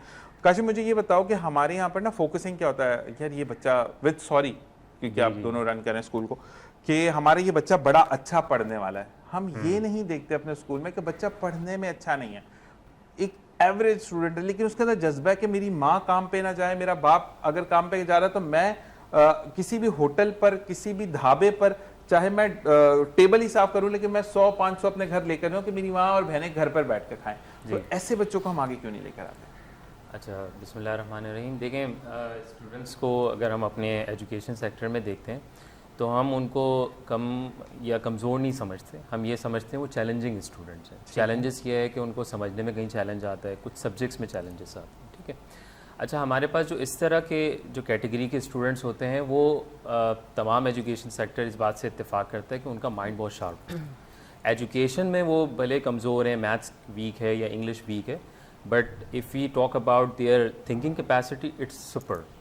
तो हम उनके लिए ऐसे प्रोग्राम्स ऑर्गेनाइज करते हैं जो आउट ऑफ द करिकुलम जा कर के वो अपनी एक्सपर्टीज़ को दिखा सकें दुनिया को कि हमारे पास ये स्किल्स हैं और इसके बिहाफ पे हम जा सकें। اینڈ میرے پاس ایکسپیرینس میں ایسے اسٹوڈنٹس بھی رہے ہیں جن کا ایکیڈیمک تو بہت ویک تھا لیکن آج وہ بہت اچھے اچھے سنگرز بھی ہیں, بہت اچھے کیلیگرافی بھی کرتے ہیں, اور اس طرح کے بہت سارے ہنر ان کے پاس ہے. زبردست. تو it's not just one side, we have to see the both side of the picture. زبردست. ایسے ہی رہتا ہے. میں ایکٹیویٹیز میم کی تو میں دیکھیے آپ کا, میں نے اس طرح ایکٹیویٹیز آپ بھی کرواتے ہوں گے کہ آپ کے, میں نے وہ پروگرامنگ کافی دیکھی ہے. یہ تو بچوں کو آم بھی کھلا رہے ہیں, سیب آتا سیب کھلانے لگ جاتے ہیں. ایسا میرے اسکول میں تو کبھی بھی نہیں ہوتا. مجھے یہ بتائیں کہ آپ لوگوں کو کس سے ٹھیکہ لیا ہے جو اتنا کھانے پینے پہ فوکس رہتا ہے؟ ایکچولی میں سمجھتی ہوں کہ ہمیں اب روایتی طریقوں سے باہر آ کے سوچنا چاہیے. زبردست. اور جیسا کہ آپ نے کہا کہ بچوں کو ہمیں یہ دیکھنا چاہیے کہ ہر بچہ ظاہر سی بات ہے فرسٹ سیکنڈ ڈویژن نہیں لے کے آ رہا ہوتا, اور لکھنا اور پڑھنا ہی سب کچھ نہیں ہوتا. بیسکلی بچے کی یہ جو پروسیس ہوتا ہے, تربیت کا پروسیس ہوتا ہے, جس کے اندر بچے کی لرننگ یا اس کی کوگنیٹیو میموری یا اس کی پرسنالٹی بلڈنگ, ان چیزوں کے اوپر ورکنگ کرنی بہت ضروری ہوتی ہے. تو ہمارا فوکس ان چیزوں پہ ہونا چاہیے, نہ کہ گریڈس کے اوپر ہونا چاہیے. زبردست. بچے کے جو اسکلز ہوتے ہیں وہ بہت ساری چیزیں ہوتی ہیں, اور جن بچوں کے حوالے سے بھی آپ بات کر رہے ہیں, ہم لوگ تو ان کے لیے اسپیشلی ورکنگ کر رہے ہیں, ان ایریاز کے اندر ورکنگ کر رہے ہیں جہاں پر ماں بھی جاب کر رہی ہے, کچھ ایسی جابس کر رہی ہیں جو کہ سپورٹیو اسٹاف کی جابس ہیں. موسٹلی ہمارے پاس ایسے اسکالرشپس پہ بچے ہیں, 60 to 70% میرے ایک کیمپس میں بچے ہیں جو کہ اسکالرشپ پہ صرف اس وجہ سے ہیں کہ وہ سپورٹیو اسٹاف کے یا تو بچے ہیں اور ان کی مدر بھی کام کر رہی ہیں. ان بچوں کے اندر جو اسٹیمنا ہوتا ہے, اسپورٹس مین شپ ہوتی ہے, لیڈرشپ ان بچوں میں ہوتی ہے, اس کو ہی ہمیں بیسکلی جو ہے انہینس کرنا ہے, پالش کرنا ہے. یہی بچے آگے جا کے مستقبل میں آپ دیکھیں کہ آپ اس وقت ہمارے یہاں بلکہ فیفا چل رہا ہے, آپ دیکھ لیں کہ جتنے ہمارے پاس اسٹارز جو فٹ بالرز ہیں پوری دنیا کے اندر, وہ کہاں سے بلانگ کرتے ہیں, کس کمیونٹی سے بلانگ کرتے ہیں, کتنی ہارڈ شپ فیس کر کے آئے. کوئی بھی جو ہے وہ فینسی لائف سے اٹھ کے کبھی بھی جو ہے نا وہ ہارڈ شپ فیلڈ میں نہیں آئے گا. ایگزیکٹلی. تو ان بچوں کو پروموٹ کرنا بہت ضروری ہے. ان کو اگر غذائی کمی ہے, کوئی چیز وہ افورڈ نہیں کر سکتے, آپ ایسے سینیریو کریٹس کریں اپنے تعلیمی اداروں کے اندر کہ ان بچوں کے اندر سے وہ جو کسی بھی چیز کی احساس کمتری ہے وہ نکل جائے. کبھی آپ کوئی ریسٹورینٹ کے اندر کوئی پروگرام رکھ لیں. لیکن میں آپ کے لیے ایک بات کہوں گا کہ آپ بات کرنا جانتی ہیں. کہتے ہیں نا کہ آپ وہ والی پرنسپل نہیں ہے بس میرا اور میرا اسکول دیٹس اٹ. آپ کو میں نے دیکھا آپ جس بھی سطح پر بات کرنی ہو, چاہے وہ منسٹر لیول ہے, وہ جو بھی, آپ اپنے اسکول کے لیے نہیں, آپ اپنے بچوں کے لیے بات کرتی ہیں, جو کہ بہت کم اب دیکھنے میں آتا ہے. ورنہ اکثر یہ ہوتا ہے میرے پاس گاڑی آ گئی, میرے پاس 5 اسٹار لیونگ اسٹائل آ گیا, اینڈ دیٹس اٹ, لائف یہاں پر اینڈ ہو جاتی ہے. لیکن آپ کو میں نے دیکھا کہ آپ کافی میٹنگز اٹینڈ کری ہوتی ہیں اپنے بچوں کے لیے. اچھا, مجھے آپ دونوں سے اکیڈمک سے ایک سوال ہے کہ جون اور جولائی کا مہینہ نانو گھر کا ہوتا ہے, یعنی نانی کے گھر جانے کا مہینہ. یہ سب کو ایک وہ کہتے ہیں نا کہ ایڈوائزبل ڈے ہوتا ہے کہ نہیں جی ہم نے نانو کے گھر جانا. اس میں 50-60 کلو کے حساب سے کام دینا کون سی بڑا فنڈا ہے کہ وہ ضروری دینا؟ مجھے کاشف پہلے آپ بتائیں کہ بچوں کو نہیں یاد ہوتا, پھر بچے اگر لیٹ جا رہے ہیں تو پھر وہ لیٹ آتے ہیں تو اکیڈمک خراب ہو جاتی ہے. تو کیوں نہیں ہم بچوں کو کہتے کہ summer vacation is a vacation that you have to enjoy yourself. دیکھیں بیچ میں یہ چیزیں بند بھی ہو گئی تھیں کافی سارے اداروں میں کہ سمر ویکیشن نہیں دیا جاتا تھا, لیکن پھر پیرنٹس کی طرف سے یہ ایک بہت بڑا کوشچن آیا تھا ہمارے پاس کہ جب اسٹوڈنٹس جون جولائی ویکیشنس کے بعد اگست میں جوائن کرتے ہیں تو دے آر کمپلیٹلی بلینک. تو ہم ان کو یہ نہیں دیتے کہ آپ بک کے چیپٹرس یاد کریں یا کویشچن آنسرس کریں, یہ کریں. ہم ان کو ہیلدی ایکٹیویٹیز سے دیتے ہیں, جیسے آپ ڈیلی روٹین اپنی مینشن کریں, آپ نے نمازیں کتنی پڑھی ہیں وہ آپ مینشن کریں. ساری مینشن کر کے آئیں گے, میں نے میں تو 6-7 پڑھی ہیں. نہیں, ان کو ایک ایکیڈیمک سے ٹچ رکھنے کے لیے ان کو کوئی نہ کوئی ایسی ایکیڈیمک ایکٹیویٹیز دیتے ہیں. جیسے آپ پلانٹیشن کریں, اس کی پکچر آپ ہمیں واٹس ایپ کریں and we will give you the marks on that. اس طرح کی ہم ہیلدی ایکٹیویٹیز دیتے ہیں جو کریکولر اور نان کریکولر ایکٹیویٹیز دونوں کو مرج کر کے دیا. اچھا, ہم ابھی کیوں نہیں میم آپ سے پہلے یہ نانو گھر جانے کا سوال, میں فیمیل آپ تو مجھے بتائیں کہ کیا بچوں کے جذبات آپ زیادہ بہتر سمجھ سکتی کہ کیوں ہم اتنا کام دیتے ہیں؟ ایکچولی دیکھیں اسکولز میں یہ وہی روایتی طریقے ختم ہوتے جا رہے ہیں. بچوں کو اگر کوئی کچھ تعلیمی ادارے اگر ایسا کر رہے ہیں ان کیس, کیونکہ ہر طرح کے تعلیمی ادارے ہر کسی کا اپنا ایک اسٹائل ہے ٹیچ کرنے کا, لیکن ان چیزوں کو ختم ہونا چاہیے. کیونکہ ہم وہی کہ کاپی خالی کراتے رہے بچوں کو, اتنا رائٹنگ وغیرہ. میں اپنی جب اسکول کی بات کروں تو ہم لوگوں کو تو اتنی رائٹنگ دے دی جاتی تھی, اس قدر رائٹنگ دے دی جاتی تھی کہ بس آپ رائٹنگ ہی کرتے رہنا, لیکن اس کا کوئی حل نہیں ہے. اور اس وقت رائٹنگ پہ اتنا فوکس کرنا کیونکہ اب ظاہر سی بات ہے ڈیجیٹل دور ہے, تو یہ چیزیں بالکل بیکار ہو گئی. بچوں کو ایکسپلور کرنے کا موقع دینا چاہیے. کانسیپٹ کلیئر نانی کے گھر جانا, نانی کے گھر میں بھائی کون سے پیڑ لگے ہوئے ہیں, کیا ایکسپلور کیا آپ نے, مینگوز آپ نے کیسے انجوائے کیے, اس طرح کی چیزیں, اس طرح کی رائٹنگ دے دیں, کانٹینٹ لکھنے کے لیے دے دیں اکارڈنگ ٹو دا سبجیکٹ. ان کو جیسے آپ دے دیں کہ بھائی آپ نے کیا ایکسپلور کیا, کوئی آپ کوئی ہیریٹیج, کوئی لوک ورثہ دیکھیں جا کے, کسی آپ میوزیم کو وزٹ کریں جا کے, اکارڈنگ ٹو آپ سیلیبس اس کو کنیکٹ کر دیں اور آپ اس طرح کی چیزیں دیں بچوں کو, اور پھر ان سے ڈسکس کریں اور اس کے 5 مارکس پیپر میں ایڈ کر دیں. کیا بات ہے, زبردست. یہ وہ والی چیزیں بچوں کو آپ اسپیکنگ پاور بھی ان کو ملے گی, ان کو بولنے کا طریقہ آئے گا, کانٹینٹ رائٹنگ کرنے کا طریقہ آئے گا, ایکسپلور کریں گے, کانفیڈنس لیول بیٹر ہو جائے گا ان کا, انجوائے کریں گے وہ. اچھا, جب پرنسپل آپ دونوں جیسے ہوتے ہیں اور بچے واقعی میں آگے نکلنے کی کوشش کرتے ہیں, جب ایک ہوتا ہے نا کہ بم مارو ان کے سر پہ, ان کو کام دو, تو پھر بچے پرابلم کرتے ہیں. دانیال, آپ کو بچپن میں کام ملتا تھا؟ اور میرے اسکول میں نہیں ملتا تھا, کیونکہ Saint Patrick's is the one جو کہتا ہے ونٹر اور سمر ویکیشن آپ کی ہیں, باقی ہم پڑھا لیں گے آپ کو. سمر ویکیشن کا کام ہوتا تھا, اس طرح ملتا تھا کہ وہ اتنا سارا ملتا تھا, بہت پہلے ختم کرتے تھے تاکہ ہم بعد میں چھٹیاں انجوائے کریں. اچھا, اس کے بعد نا بچہ گھر سے بھی بیگانہ ہو جاتا ہے کیونکہ وہ لکھ رہا ہے. اچھا, وہ کام ایمانداری سے اب آپ مانتے ہو یا نہیں مانتے ہو کہ ہم اس وقت صرف لکھ رہے ہوتے تھے, ہمیں مائنڈ میں کچھ بھی نہیں آ رہا, کچھ یاد بھی نہیں ہوتا تھا, بھرنا ہے اس کو کرنا ہے. تو یہ والی جان چھڑانے والی بات ہے. مجھے یہ بتاؤ کہ اب اگر ایسا کچھ اسکول میں دیکھتے ہو کسی کا, تو بینگ پاکستان مسلم نون کے آپ ریپرزینٹیٹو بھی ہو, تو مجھے ابھی جیسے کہ سمر ویکیشن میں جو اے آئی کے جو وہ کروا رہے ہیں پروگرام جو کروا رہے ہیں, تو وہ بہت اچھا ہے, آپ نے دیکھا ہوگا. اس میں جتنے بھی جو طالب علم ہیں وہ اس کو جو ہے وہ فارم ایک آ گیا تھا سب کے پاس, انہوں نے وہ فارم فل کیا اور آج وہ سٹارٹ ہو چکا ہے سر. آپ دیکھیں. اچھا, ہمارے یہاں پہ اے آئی کا بھی دور یہ ہے کہ گندی گندی اس کے ڈپلیکیٹ بنا کے اس کی مووی بنا دی, وہ کر دی. ہم پازیٹیو وے میں کیوں نہیں جاتے؟ پازیٹیو وے میں ہی ہم لوگ کروا رہے ہیں سارا. نہیں, آپ تو کروا رہے ہیں, لوگ آگے سے پازیٹیو نہیں رہتے. ہاں, وہ دیکھیں یوز مس ایبیوز جو ہے نا وہ تو مطلب بندے پہ ڈیپینڈ کرتا ہے, لیکن وہ اے آئی اس میں صرف وہی چیز نہیں ہے, اس میں آئی ٹی کے کورسز ہیں اور بھی کافی ساری چیزیں. جیسے جو پچھلے جو گورنر صاحب تھے ہمارے, کامران دسوڑی صاحب, ان کے ٹائم پہ تو یہ تھا نا کہ صرف وہی چل رہی تھی آئی ٹی کی کلاسز جو تھیں.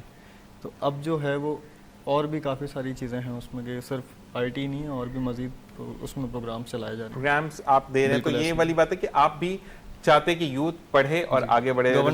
ہمارے جو ہے جی رضا بھی آپ کی طرف آتے ہیں, اور ہم کیونکہ اب شارٹ سب چیزیں مجھے بتائے گا کہ اب جو ہے وہ ملک کی صورتحال کی ہم بات کریں تو ہم پیٹرول ہم بڑھاتے تو بڑی جلدی ہیں, کم دیر سے کرتے ہیں, ایسا کیوں؟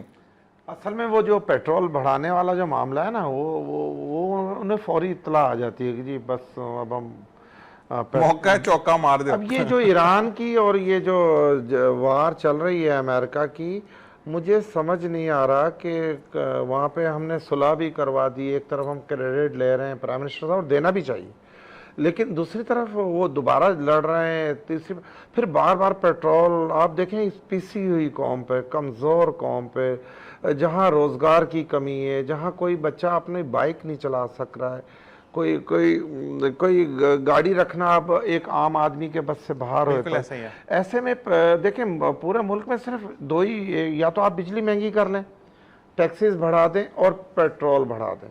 اچھا, اس میں ہمارے لوگ مجبور ہیں. میں تو پرائم منسٹر صاحب سے یہ گزارش کروں گا کہ جن لوگوں کا فری پیٹرول ہے, جن لوگوں کی بڑی بڑی تنخواہیں مرات ہیں, انہیں تھوڑا سا کم کر لیں. اس پیسی ہوئی قوم کا کیا قصور ہے؟ اب دیکھیں جی, اب بیچ میں ایک پالیسی آئی کہ جی 1000 روپے جو ہے منتھلی دیا کریں گے ہم پیٹرول مہنگا کرنے کے بعد اسکوٹر والے کو. اچھا, اس پہ بھی میم بنے تھے کہ میں پولیس والا ہائر کر لوں گا, پولیس گارڈ ڈالا لے کے جاؤں گا. کس طرح کے مذاق ہو رہے ہیں اس قوم کے ساتھ. آپ دیکھیں کہ صبر کتنا آزمایا جا رہا ہے قوم کا, کہ وہ پیٹرول آپ لے گئے 430 روپے پر, اور پھر آپ نے ایک منتھ کے بعد ایک بائک چلانے والے کو آپ نے 1000 روپیہ واپس دینا. اس میں بائک آپ کے نام پر ہونی چاہیے, آپ کو پیٹرول صرف 1 لیٹر ملے گا, اور پلس جو ہے آپ کے پاس لائسنس ہونا چاہیے, ہیلمٹ ہونا چاہیے, آپ نے کوئی چلان آپ کا نہیں ہوا ہو, یعنی آپ ڈائریکٹ جنت سے آئے ہوئے پاک صاف ستھرے خوشبودار بندے ہوں, تو آپ کو 1000 روپے ہم 1 منتھ کے بعد دیں گے. حالانکہ ایک بائک والا روزانہ بیچارہ وہ 500-1000 روپے کا تیل ڈالتا ہے. یعنی وہ آپ یہ ایک مذاق ہو گیا. میں تو کہہ رہا ہوں حکمرانوں سے, ہم بھی اس میں شامل بھی ہو سکتے ہیں اور نہیں بھی ہیں, تو میں تو یہ گزارش کروں گا کہ اس قوم کا اتنا زیادہ صبر نہ آزمایا جائے. آپ لوگ اپنی عیاشیاں کیوں نہیں کم کر رہے؟ آپ اپنی کرپشن کا دروازہ کیوں نہیں روک رہے؟ آپ کرپشن کے آگے بند کیوں نہیں باندھ رہے؟ اسے تو آپ نے فل اجازت دے دی ہے کہ جی آپ جو چاہتے ہو کرو، جس طرح چاہتے ہو آپ امیر ہو جائیں، آپ جتنی چاہے رشوت لے لیں، ادارے بیٹھ چکے ہیں۔ اچھا اس سارے ہونے کے باوجود آپ کے پاس ایک ہی راستہ ہے جی، پیٹرول مہنگا کر دیں، ٹیکسیز آپ اپنی من پسندی کے لے، بجلی کے دیکھیں، ایک تو اب آدھا ملک تو ویسے سولر پہ چلے گیا، بجلی پھر لوڈ شیڈنگ موجود ہے کہ جب پیٹرول کم بھی ہوا تو اس میں بھی جس دن پیٹرول کو کم کیا گیا، سر کیا کم ہوا؟ نہیں، آپ 250 روپے سے 450 پہ لے گئے، پھر 400 پہ لے آئے، پھر آپ 300 پہ لے آئے، اور اصل قیمت پر بھی نہیں لائے جس قیمت سے آپ آگے بڑھے تھے۔ چلے 250-55 تھا، شاید وہیں لے آتے، ابھی تک تو وہاں تک پہنچے نہیں تھے۔ اس کے بعد بھی تو میم وہی بنا تھا نا، کیسا لگا میرا مذاق؟ دیکھیں جی، یہ میں یہ سمجھتا ہوں، میں تھوڑا سا صاف گوا انسان ہوں، حکمرانوں کو یہ پتہ چل چکا ہے کہ اس قوم میں سہ نہیں ہے، طاقت نہیں ہے، باہر یہ نکلتے نہیں ہیں۔ یہ تو 430 روپے انہوں نے جو کیا تھا، یہ تو بڑی مہربانی ہے، اگر یہ 1000 بھی کرتے تو ہم نے نکلنا نہیں تھا۔ بالکل ایسا ہی ہے۔ تو جو قومیں اپنے حقوق کے لیے، اپنے حق کے لیے احتجاج نہیں کرتی ہیں یا وہ نکلنا بند کر دیتی ہیں، چاہے وہ حکمرانوں سے مایوس ہیں، چاہے وہ لیڈرشپ سے لوگ مایوس ہیں، یہ مجھے سمجھ میں نہیں آ رہا۔ اب یہ موجودہ گورنمنٹ کو یہ پتا ہے کہ جی ہم پیٹرول کو اگر 1000 روپے بھی لے جاتے ہیں تو کوئی سکت نہیں ہے عوام میں، یہ برداشت کر لیں گے۔ اور ہم یہاں پہ رضا بھائی ایک بات میں اور کہوں گا، پھر میں ایک شارٹ میسیجز دوں گا کہ ہم ٹورڈز ٹو اینڈ پروگرام کے، کہ ہمارے حکمرانوں کو شاید یہ بھی پتہ لگے کہ پیٹرول مہنگا کرو، یہ بولیں گے نہیں۔ جی میم، آپ مجھے یہ بتائیں کہ ایک میسیج آپ کیا دیں گی، کیونکہ ہم ٹورڈز ٹو اینڈ ہے، کہ ہمارے جو آپ واپس آئیں گے بچے چھٹیاں منا کر، تو کیا میسیج ہوگا آپ کا؟ بچے جب چھٹیاں منا کے واپس آئیں گے تو ہم ان کو ویلکم کریں گے دوبارہ سے get back to the studies, and میں بچوں کو کہوں گی کہ جتنا وہ اپنا سمر میں انجوائے کر کے آئے ہیں، جو لرننگ کر کے آئے ہیں، جو ایکسپلور کیا ہے، وہ آ کے ٹیچرز کے ساتھ شیئر کریں۔ زبردست۔ اس کو جو ہے وہ اس کے لیے باقاعدہ سرکل ٹائمز رکھے جائیں تاکہ وہ سارے بچے آپس میں ایکسپیرینسز شیئر کریں۔ کہ کیا ہے کیا نہیں، بڑا زبردست یہ آپ کا آئیڈیا۔ اچھا، ہمارے ہیرو بچہ بیٹھا ہے، اس کا نام مجھے میں نے پوچھا نہیں، نصر اللہ احمد خان۔ نصر اللہ احمد خان غصے میں بڑا، یہ مجھ سے بات نہیں کرنا، میں نصر اللہ بات کرتا ہوں آپ سے شو کے بعد۔ اچھا جی، آپ کیا کہنا چاہیں گے؟ اچھا ذیشان بھائی، ایسا ہے کہ جب اسٹوڈنٹس واپس آئیں گے ہالیڈیز سے تو ظاہر سی بات ہے کہ ہمیں ان کو ایک وارم ویلکم کرنا ہے سب سے پہلی چیز، کیونکہ اسٹوڈنٹس نے 2 مہینے میں اپنے ٹیچرس کو، اپنے پرنسپل کو اور اپنی اسٹڈیز کو مس ضرور کیا ہوگا، اپارٹ فرام انجوائمنٹ۔ کوئی بھی نہیں کرتا، اللہ کی قسم، یہ تو کہنے بڑی جھوٹی بات ہوتی ہے، کوئی بھی مس نہیں کرتا، وہ تو شکر کر رہے ہوتے ہیں، ہمارے شکر کرتا ہے، وہ کہتا ہے اگلے دن ہی ہڑتال ہو جائے۔ لیکن ہم اپنی طرف سے ان کو ایک 1 ویک کا اورینٹیشن دیتے ہیں تاکہ ہم ان کو، کیونکہ اب ظاہر سی بات ہے اب اسکول اسٹارٹ ہو گیا تو اس کے ساتھ ایگزامس، اسٹڈیز، یہ تمام چیزیں آن گوئنگ ہوتی ہیں، تو ہم اس کے حوالے سے پورا اورینٹیشن دیتے ہیں، ویلکم کرتے ہیں، اور ساتھ ساتھ ہم اسٹوڈنٹس کو یہ بھی سمجھاتے ہیں کہ جو ریفریشنگ بریک آپ کر آئیں، اس کے بعد اب آپ you have to focus on your studies. اچھا، آپ کے اسکولس کب کھل رہے ہیں میم؟ آپ کا کب کھل رہا ہے؟ 1 اگست۔ اچھا، وہ مجھے بڑا اچھا لگتا ہے، تو آپ لوگوں سے ایک سوال ہے، پھر میں اس طرف آؤں گا کہ آپ لوگ 14 اگست کی پریپریشن کروائیں گے؟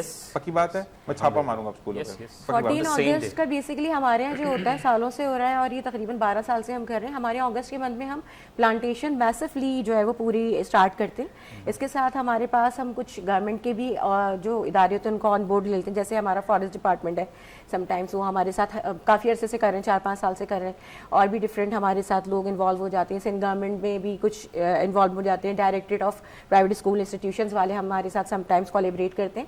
اس میں ہم میسفلی پلانٹیشن کرتے ہیں، ہر ڈسٹرکٹ میں 300 سے زیادہ پلانٹ سب لگاتے ہیں، اور پھر اس کی بچے کیئر بھی کرتے ہیں، اور کوشش ہم کرتے ہیں تو ہر سال کچھ نہ کچھ سروائیو کر جاتے ہیں، اس میں سے درختوں کو دیکھ کے بڑی خوشی ہو رہی ہوتی ہے۔ اور پھر یہ پورے ہم، کیونکہ ویسے بھی یہ مونسون کا ہوتا ہے نا سیزن، تو اگست سے لے کے سپتمبر تک، کیونکہ ہمارا 6 سپتمبر بھی آ رہا ہوتا ہے اس میں آگے، تو ہم اس کو کنٹینیو کرتے ہیں۔ ہم اپنے بچوں کو موٹیویٹ کرتے ہیں کہ آپ یہ کاغذ کی جھنڈیاں اور یہ ساری چیزیں کرنے سے، اور باجے اور یہ اس طرح کی جو ان ایتھیکل چیزیں ان کو کرنے سے بہتر ہے کہ درخت لگائیں، پودے لگائیں، انوائرمنٹ کو بیٹر کریں۔ ہم نے باقاعدہ اپنے اسکول میں گرین کلب بنایا ہے، جو گرین کلب اس سیزن کے اندر اگست ٹو سپٹمبر تو ہم پلانٹیشن کرتے ہیں۔ پھر یہ گرین کلب جو ہوتا ہے وہ پورے سال کچھ نہ کچھ ایکٹیویٹیز کرتا رہتا ہے۔ کبھی ٹوٹ بیگس ڈسٹریبیوٹ کرتے ہیں ہم لوگ، یعنی لیس پلاسٹک مور لائف کا ایک سلوگن ان کو دیا ہوا ہے، تو وہ ٹوٹ بیگز جو ہوتے ہیں وہ کپڑے کے بنے ہوئے بیگز ہوتے ہیں جو ہم اسکول کی طرف سے میں آپ کو کہوں گا کہ آپ جب نیکسٹ ٹائم آپ بلائیں گے تو یہ چیزیں لے کر آئے گا، تاکہ میرے دیکھنے والوں کو پتہ ہے کیا، ہمیشہ ہمارے یہاں کہتے ہیں اس نے میری نقل کی ہے،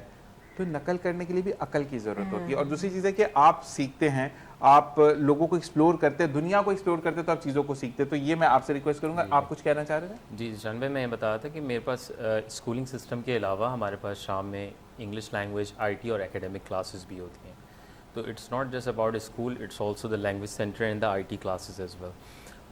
دا پوائنٹ از کہ جس طرح میڈم نے بتایا کہ ہم تمام اسٹوڈنٹس کو مل کر, انکلوڈنگ اسکول اسٹوڈنٹس اور کوچنگ سینٹر کے اسٹوڈنٹس کو مل کر, ہم پورے سیکٹر میں نارتھ کراچی کے اندر ہم پلانٹیشن کرتے ہیں.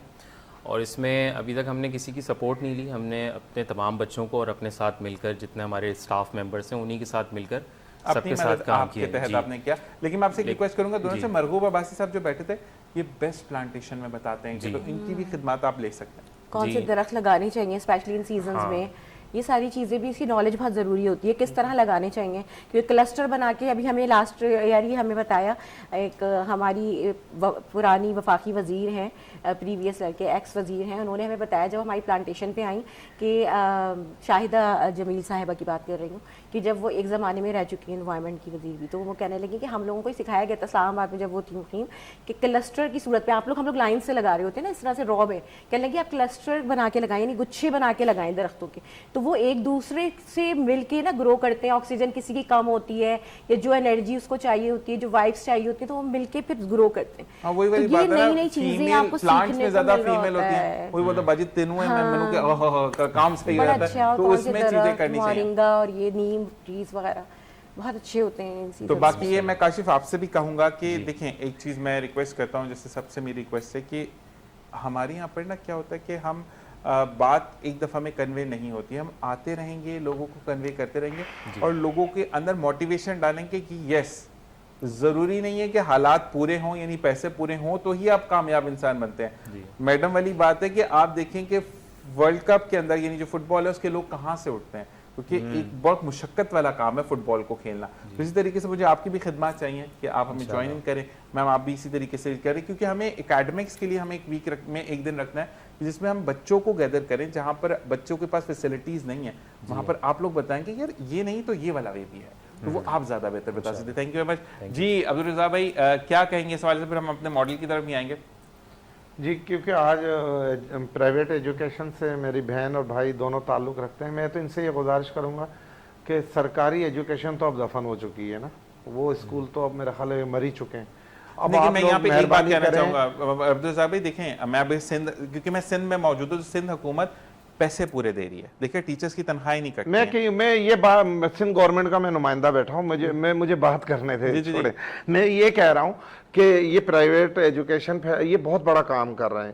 اگر میں دعوے سے کہتا ہوں کہ اگر یہ پرائیویٹ ایجوکیشن نہ دیں اور یہ اسکولز یا تو کم ہوتے یا بند ہو جاتے یا نہ کریں یہ آگے بڑھ, تو آپ کا ایجوکیشن بھی جنازہ نکل چکا ہے. سیدھی سی بات ہے. بات یہ ہے کہ جی آپ لوگ تھوڑی سی اپنی فیسوں پہ تھوڑا سا رحم کر دیں, اور جو بچے نہیں بھی دے پاتے آپ خدایا کوئی صاحب حیثیت لوگوں کو بیچ میں ڈال کر آپ اپنے اخراجات پورے کر سکتے ہیں. لیکن اب یہ کہنا کہ بچوں کو فیس نہ ہو, انہیں اسکول سے نام خارج کر دینا, یا ان کے والدین کو بار بار وہاں بلا کے شٹ اپ کال دینا, یا تو تھوڑی سی میری ہاتھ باندھ کے آپ سے گزارش ہے کہ آپ ایک اپنی فیسوں کو تھوڑا سا کم کر دیں. کیونکہ یہ دیکھیں, یہ کوئی انڈسٹری نہیں ہے, یہ کوئی میل نہیں ہے, کوئی کارخانہ یا بزنس نہیں ہے. ایجوکیشن تو ایک بہت بڑا کارنامہ ہے, اور یہ آپ پاکستان کے مستقبل کو بچا رہے ہیں. اور اب دیکھیں پرائیویٹ اسکولوں سے جو بچے ہیں والدین اس لیے نہیں داخل کروا پا رہے ہیں کہ وہاں فیسیں زیادہ ہیں, وہاں وہ فیسیں نہیں بھر سکتے. تو اگر آپ لوگ تھوڑا سا اپنے اخراجات کو, ظاہر ہے وہ آپ پر بوجھ ہوگا, لیکن اگر تھوڑی سی اگر آپ بچوں کو, جو بچے نہیں فیس پے کر سکتے ان کے والدین, آپ انہیں فری کر دیں, اور شاید ہے بھی 10%, شاید کچھ ہے بھی.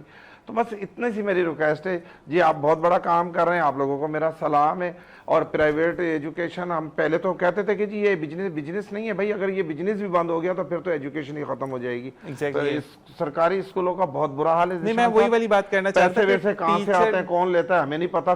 جو ٹیچرز ہیں, پرائیویٹ ٹیچر جو اسکول کے, ان کی تنخواہیں بیچاروں کی 30-40 ہزار روپے بھی نہیں ہے, اور سرکاری اسکول کا جو ٹیچر ہے اس کی لاکھ سوا لاکھ روپے تنخواہ، وہ پڑھاتا بھی نہیں ہے. میں یہی بات کرنے آ رہا تھا آپ سے، میں یہی کہہ رہا ہوں کہ دیکھیں آپ اگر اپنے بچوں کو دیکھیں اب ہمیں اگر موجودہ ملک کی صورتحال میں اگر ہم لپٹی چپلی یہ میری یہ تمہاری یہاں پہ لحاظ مربت نہیں، اب پوری قوم کو بات صحیح کرنی ہوگی. اگر تو آپ نے اس ملک کو چلانا ہے، بڑھانا ہے، بچانا ہے، ایسا ہی ہے. یہ لپٹی باتوں کو چھوڑ دو، انہیں دفن کر دو. یہ 78 سالوں سے ہم یہی کرتے آئے کہ جی بس میری وابستگی جس جماعت سے وہ دنیا کی سب سے عظیم جماعت ہے، میری وابستگی جس جماعت سے نہیں وہ دنیا کی سب سے خراب جماعت. ایسا نہیں ہونا چاہیے. ایسا ہی ہے. جو ٹھیک ہے سو ٹھیک ہے. تو بس جی میرا تو یہی پیغام ہے. آپ لوگ بہت بڑا کام کر رہے ہیں، اور آپ لوگ آپ کے ارد گرد جتنے کوئی کمزور لوگ ہیں جو پیسے نہیں بھر سکتے یا اس وجہ سے اپنے بچوں کو اسکول سے نکال لیتے ہیں کہ میں فیس نہیں بھر سکتا ہوں، میرا روزگار نہیں ہے یا میری تنخواہ کم ہے یا میں،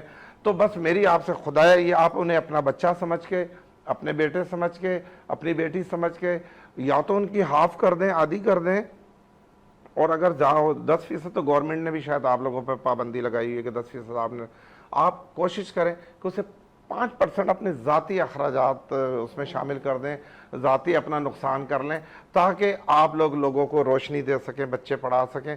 ورنہ اس وقت جو ہے سکت نہیں ہے قوم میں آپ کو صاف بتا رہا ہوں. 350 روپے لیٹر پیٹرول ڈال کر میں بچوں کو نہیں پڑھا سکتا ہوں. ایسا ہی ہے. لوگ جاہل ہو جائیں گے، آپ دوبارہ پتھر کے دور میں چلے جائیں گے. میں اپنی قوم کو پتھر کے دور سے بچانے کے لیے تھوڑا سا نقصان قوم کو برداشت کرنا. بالکل ایسے ہی ہے. میں جو بات کر رہا تھا وہ یہ تھا کہ آپ جب ٹیچر بنتے ہیں، یعنی جب ایجوکیشن کی فیلڈ میں آتے ہیں، تو آپ کو لوگ کہتے ہیں کہ آپ روحانی والدین ہیں، اور جو گورنمنٹ ٹیچرز ہیں جو کہ پڑھاتے نہیں ہیں، تو آپ یقین کریں کہ آپ اپنے بچوں کو صرف حرام کھلا رہے ہیں، حلال آپ کے گھر میں نہیں جا رہا کیونکہ آپ بچوں کو نہیں پڑھا رہے. دانیال آپ کی طرف میں آؤں گا. مجھے یہ بتاؤ کہ اب ہم جو زندگی میں ہم جب آپ جس فیلڈ میں آنا چاہ رہے ہو، ہمارے یہاں پر یہ ہوتا ہے یار سیکھا ہوا بندہ ہے نا تو اس پر کام کرنا ہے، نئے پر کام نہیں ہوتا. عبدالرضا بھائی یہ جب میں نے 2009 میں جوائن کیا کلاس 7 میں، تو اس وقت میڈیا میں یہ ہوتا تھا کہ یار یہ بچہ سیکھنے آ رہا ہے، اس کے اوپر محنت کرو، وہ تو سیکھا سکھایا ہے. اور پھر ایک دوسرا جسٹر یہ ہوتا تھا کہ بھائی یہ جو نیا بچہ ہے یہ نئے آئیڈیاز کے ساتھ آئے گا، محنت زیادہ کرے گا. تو مجھے یہ بتاؤ کہ فیل کرتے ہو کہ اب لوگ محنت کرنا بھول گئے؟ بالکل ایسے ہی آپ کی بات ٹھیک ہے، لیکن کوئی سیکھ کر آتا نہیں ہے، دنیا میں سیکھ کر نہیں آتا، یہیں آ کے سیکھتا ہے. اور نہ سیکھنے کی کوئی عمر ہوتی ہے، چاہے وہ پڑھائی ہو، سیکھ کے اب تو لوگوں کو جوتے مارنے لگ جاتے ہیں کام خراب. ہاں بالکل ایسے ہی ہے. ایسے ہی ہے نا. لیکن مطلب وہ پھر وہ الگ ایک بات ہے کہ ایک ایٹیٹیوڈ آ جاتا ہے کہ مطلب ہم ہی سب ہیں، وہ نہیں ہونا چاہیے. گرتے بھی چلتی ہیں نا، جیسے وہ کہتے ہیں نا وہ عجیب و غریب وہ پاپ شاپ گانے جو آتے ہیں مجھے تو سمجھ ہی نہیں آتے، وہ ایسے اوپر جاتے ہیں ایسے ہی نیچے جاتے ہیں. آج بھی لوگ وہ کہتے ہیں اکثر عبدالرزاق W21 والے گانے سن رہے ہیں، لیکن وہی گانے جو ہیں وہ آج تک بڑے مشہور ہیں. یہ ہے کہ 90s والے 90s والے بالکل ایسا ہی ہے. سونا نہ چاندی نہ کوئی محل جانے من میں، وہ سمجھ میں آنے والے تھے. اب جو ہے نا وہ اوپر سے گزر جاتے ہیں. آپ تو میرا خیال ایسے آیا اور ایسے گیا. میں وہ شمدم والا گانا وہ ندیم صاحب والا گلی میں کسی جگہ پہ کچھ بیچنے والا آتا ہے نا، وہ ایسے آواز مارتا ہوا گزر جاتا ہے. وہ اس طرح کے گانے ہیں. بالکل ہمارا یہ ینگ مین اتنا پرانا نہیں ہے جو آپ انہیں بتا رہے ہیں کہ جی 80 تک چلے گئے. نہیں یہ ہے کہ 98 تو میرا بھی ہے. تو یہ کہ مطلب سنے میں پیدا ہوتے ساتھ ہی گانے سننے شروع کر دیا. نہیں یہ تو نہیں ہے، لیکن یہ سمجھ لیں کہ مطلب آج بس دانیال ایک چیز آپ کو کرنی ہے کہ آپ کو فوکس رکھنا ہے میرا بھائی. میں نے آپ سے جو بات کی تھی، کیونکہ آج انٹروڈکشن، کیونکہ ماشاءاللہ آپ کا سیاسی انٹروڈکشن تو سب آپ کو جانتے ہیں، ٹھیک ہے، لیکن آج ہم انشاءاللہ دانیال سے بات کریں گے اس حوالے سے، اور پھر ہم ایک سیگمنٹ بھی رکھیں گے جس کے اوپر میں کوشش کر رہا ہوں کہ کام ہو جائے کہ ہم آن لائن آڈیشنز رکھیں. ٹھیک ہے، یعنی آن لائن یہ نہیں چیز کی جیسے یہ لوگ بیٹھے ہوئے ہیں تو ہم ایک سیگمنٹ رکھیں جہاں پہ آپ سے ایکٹنگ کروا رہے ہیں، وہ ہمارا بچہ بیٹھا ہے اس سے ماڈلنگ کروا رہے ہیں. تو یہ چیزیں ہوتی ہیں، تو اس سے یہ چیز ہوتی ہے کہ آپ کا جو ٹیلنٹ ہے وہ سامنے آ جاتا ہے. ٹھیک ہے جی. آپ چاروں کا بہت بہت شکریہ کہ آپ نے جوائن کیا. میں یہاں پر میں ضرور شکریہ ادا کروں گا پوری مینجمنٹ کا، اور فرحان بھائی ابھی مجھے دیکھ کے گیا. فرحان بھائی تھینک یو ویری مچ.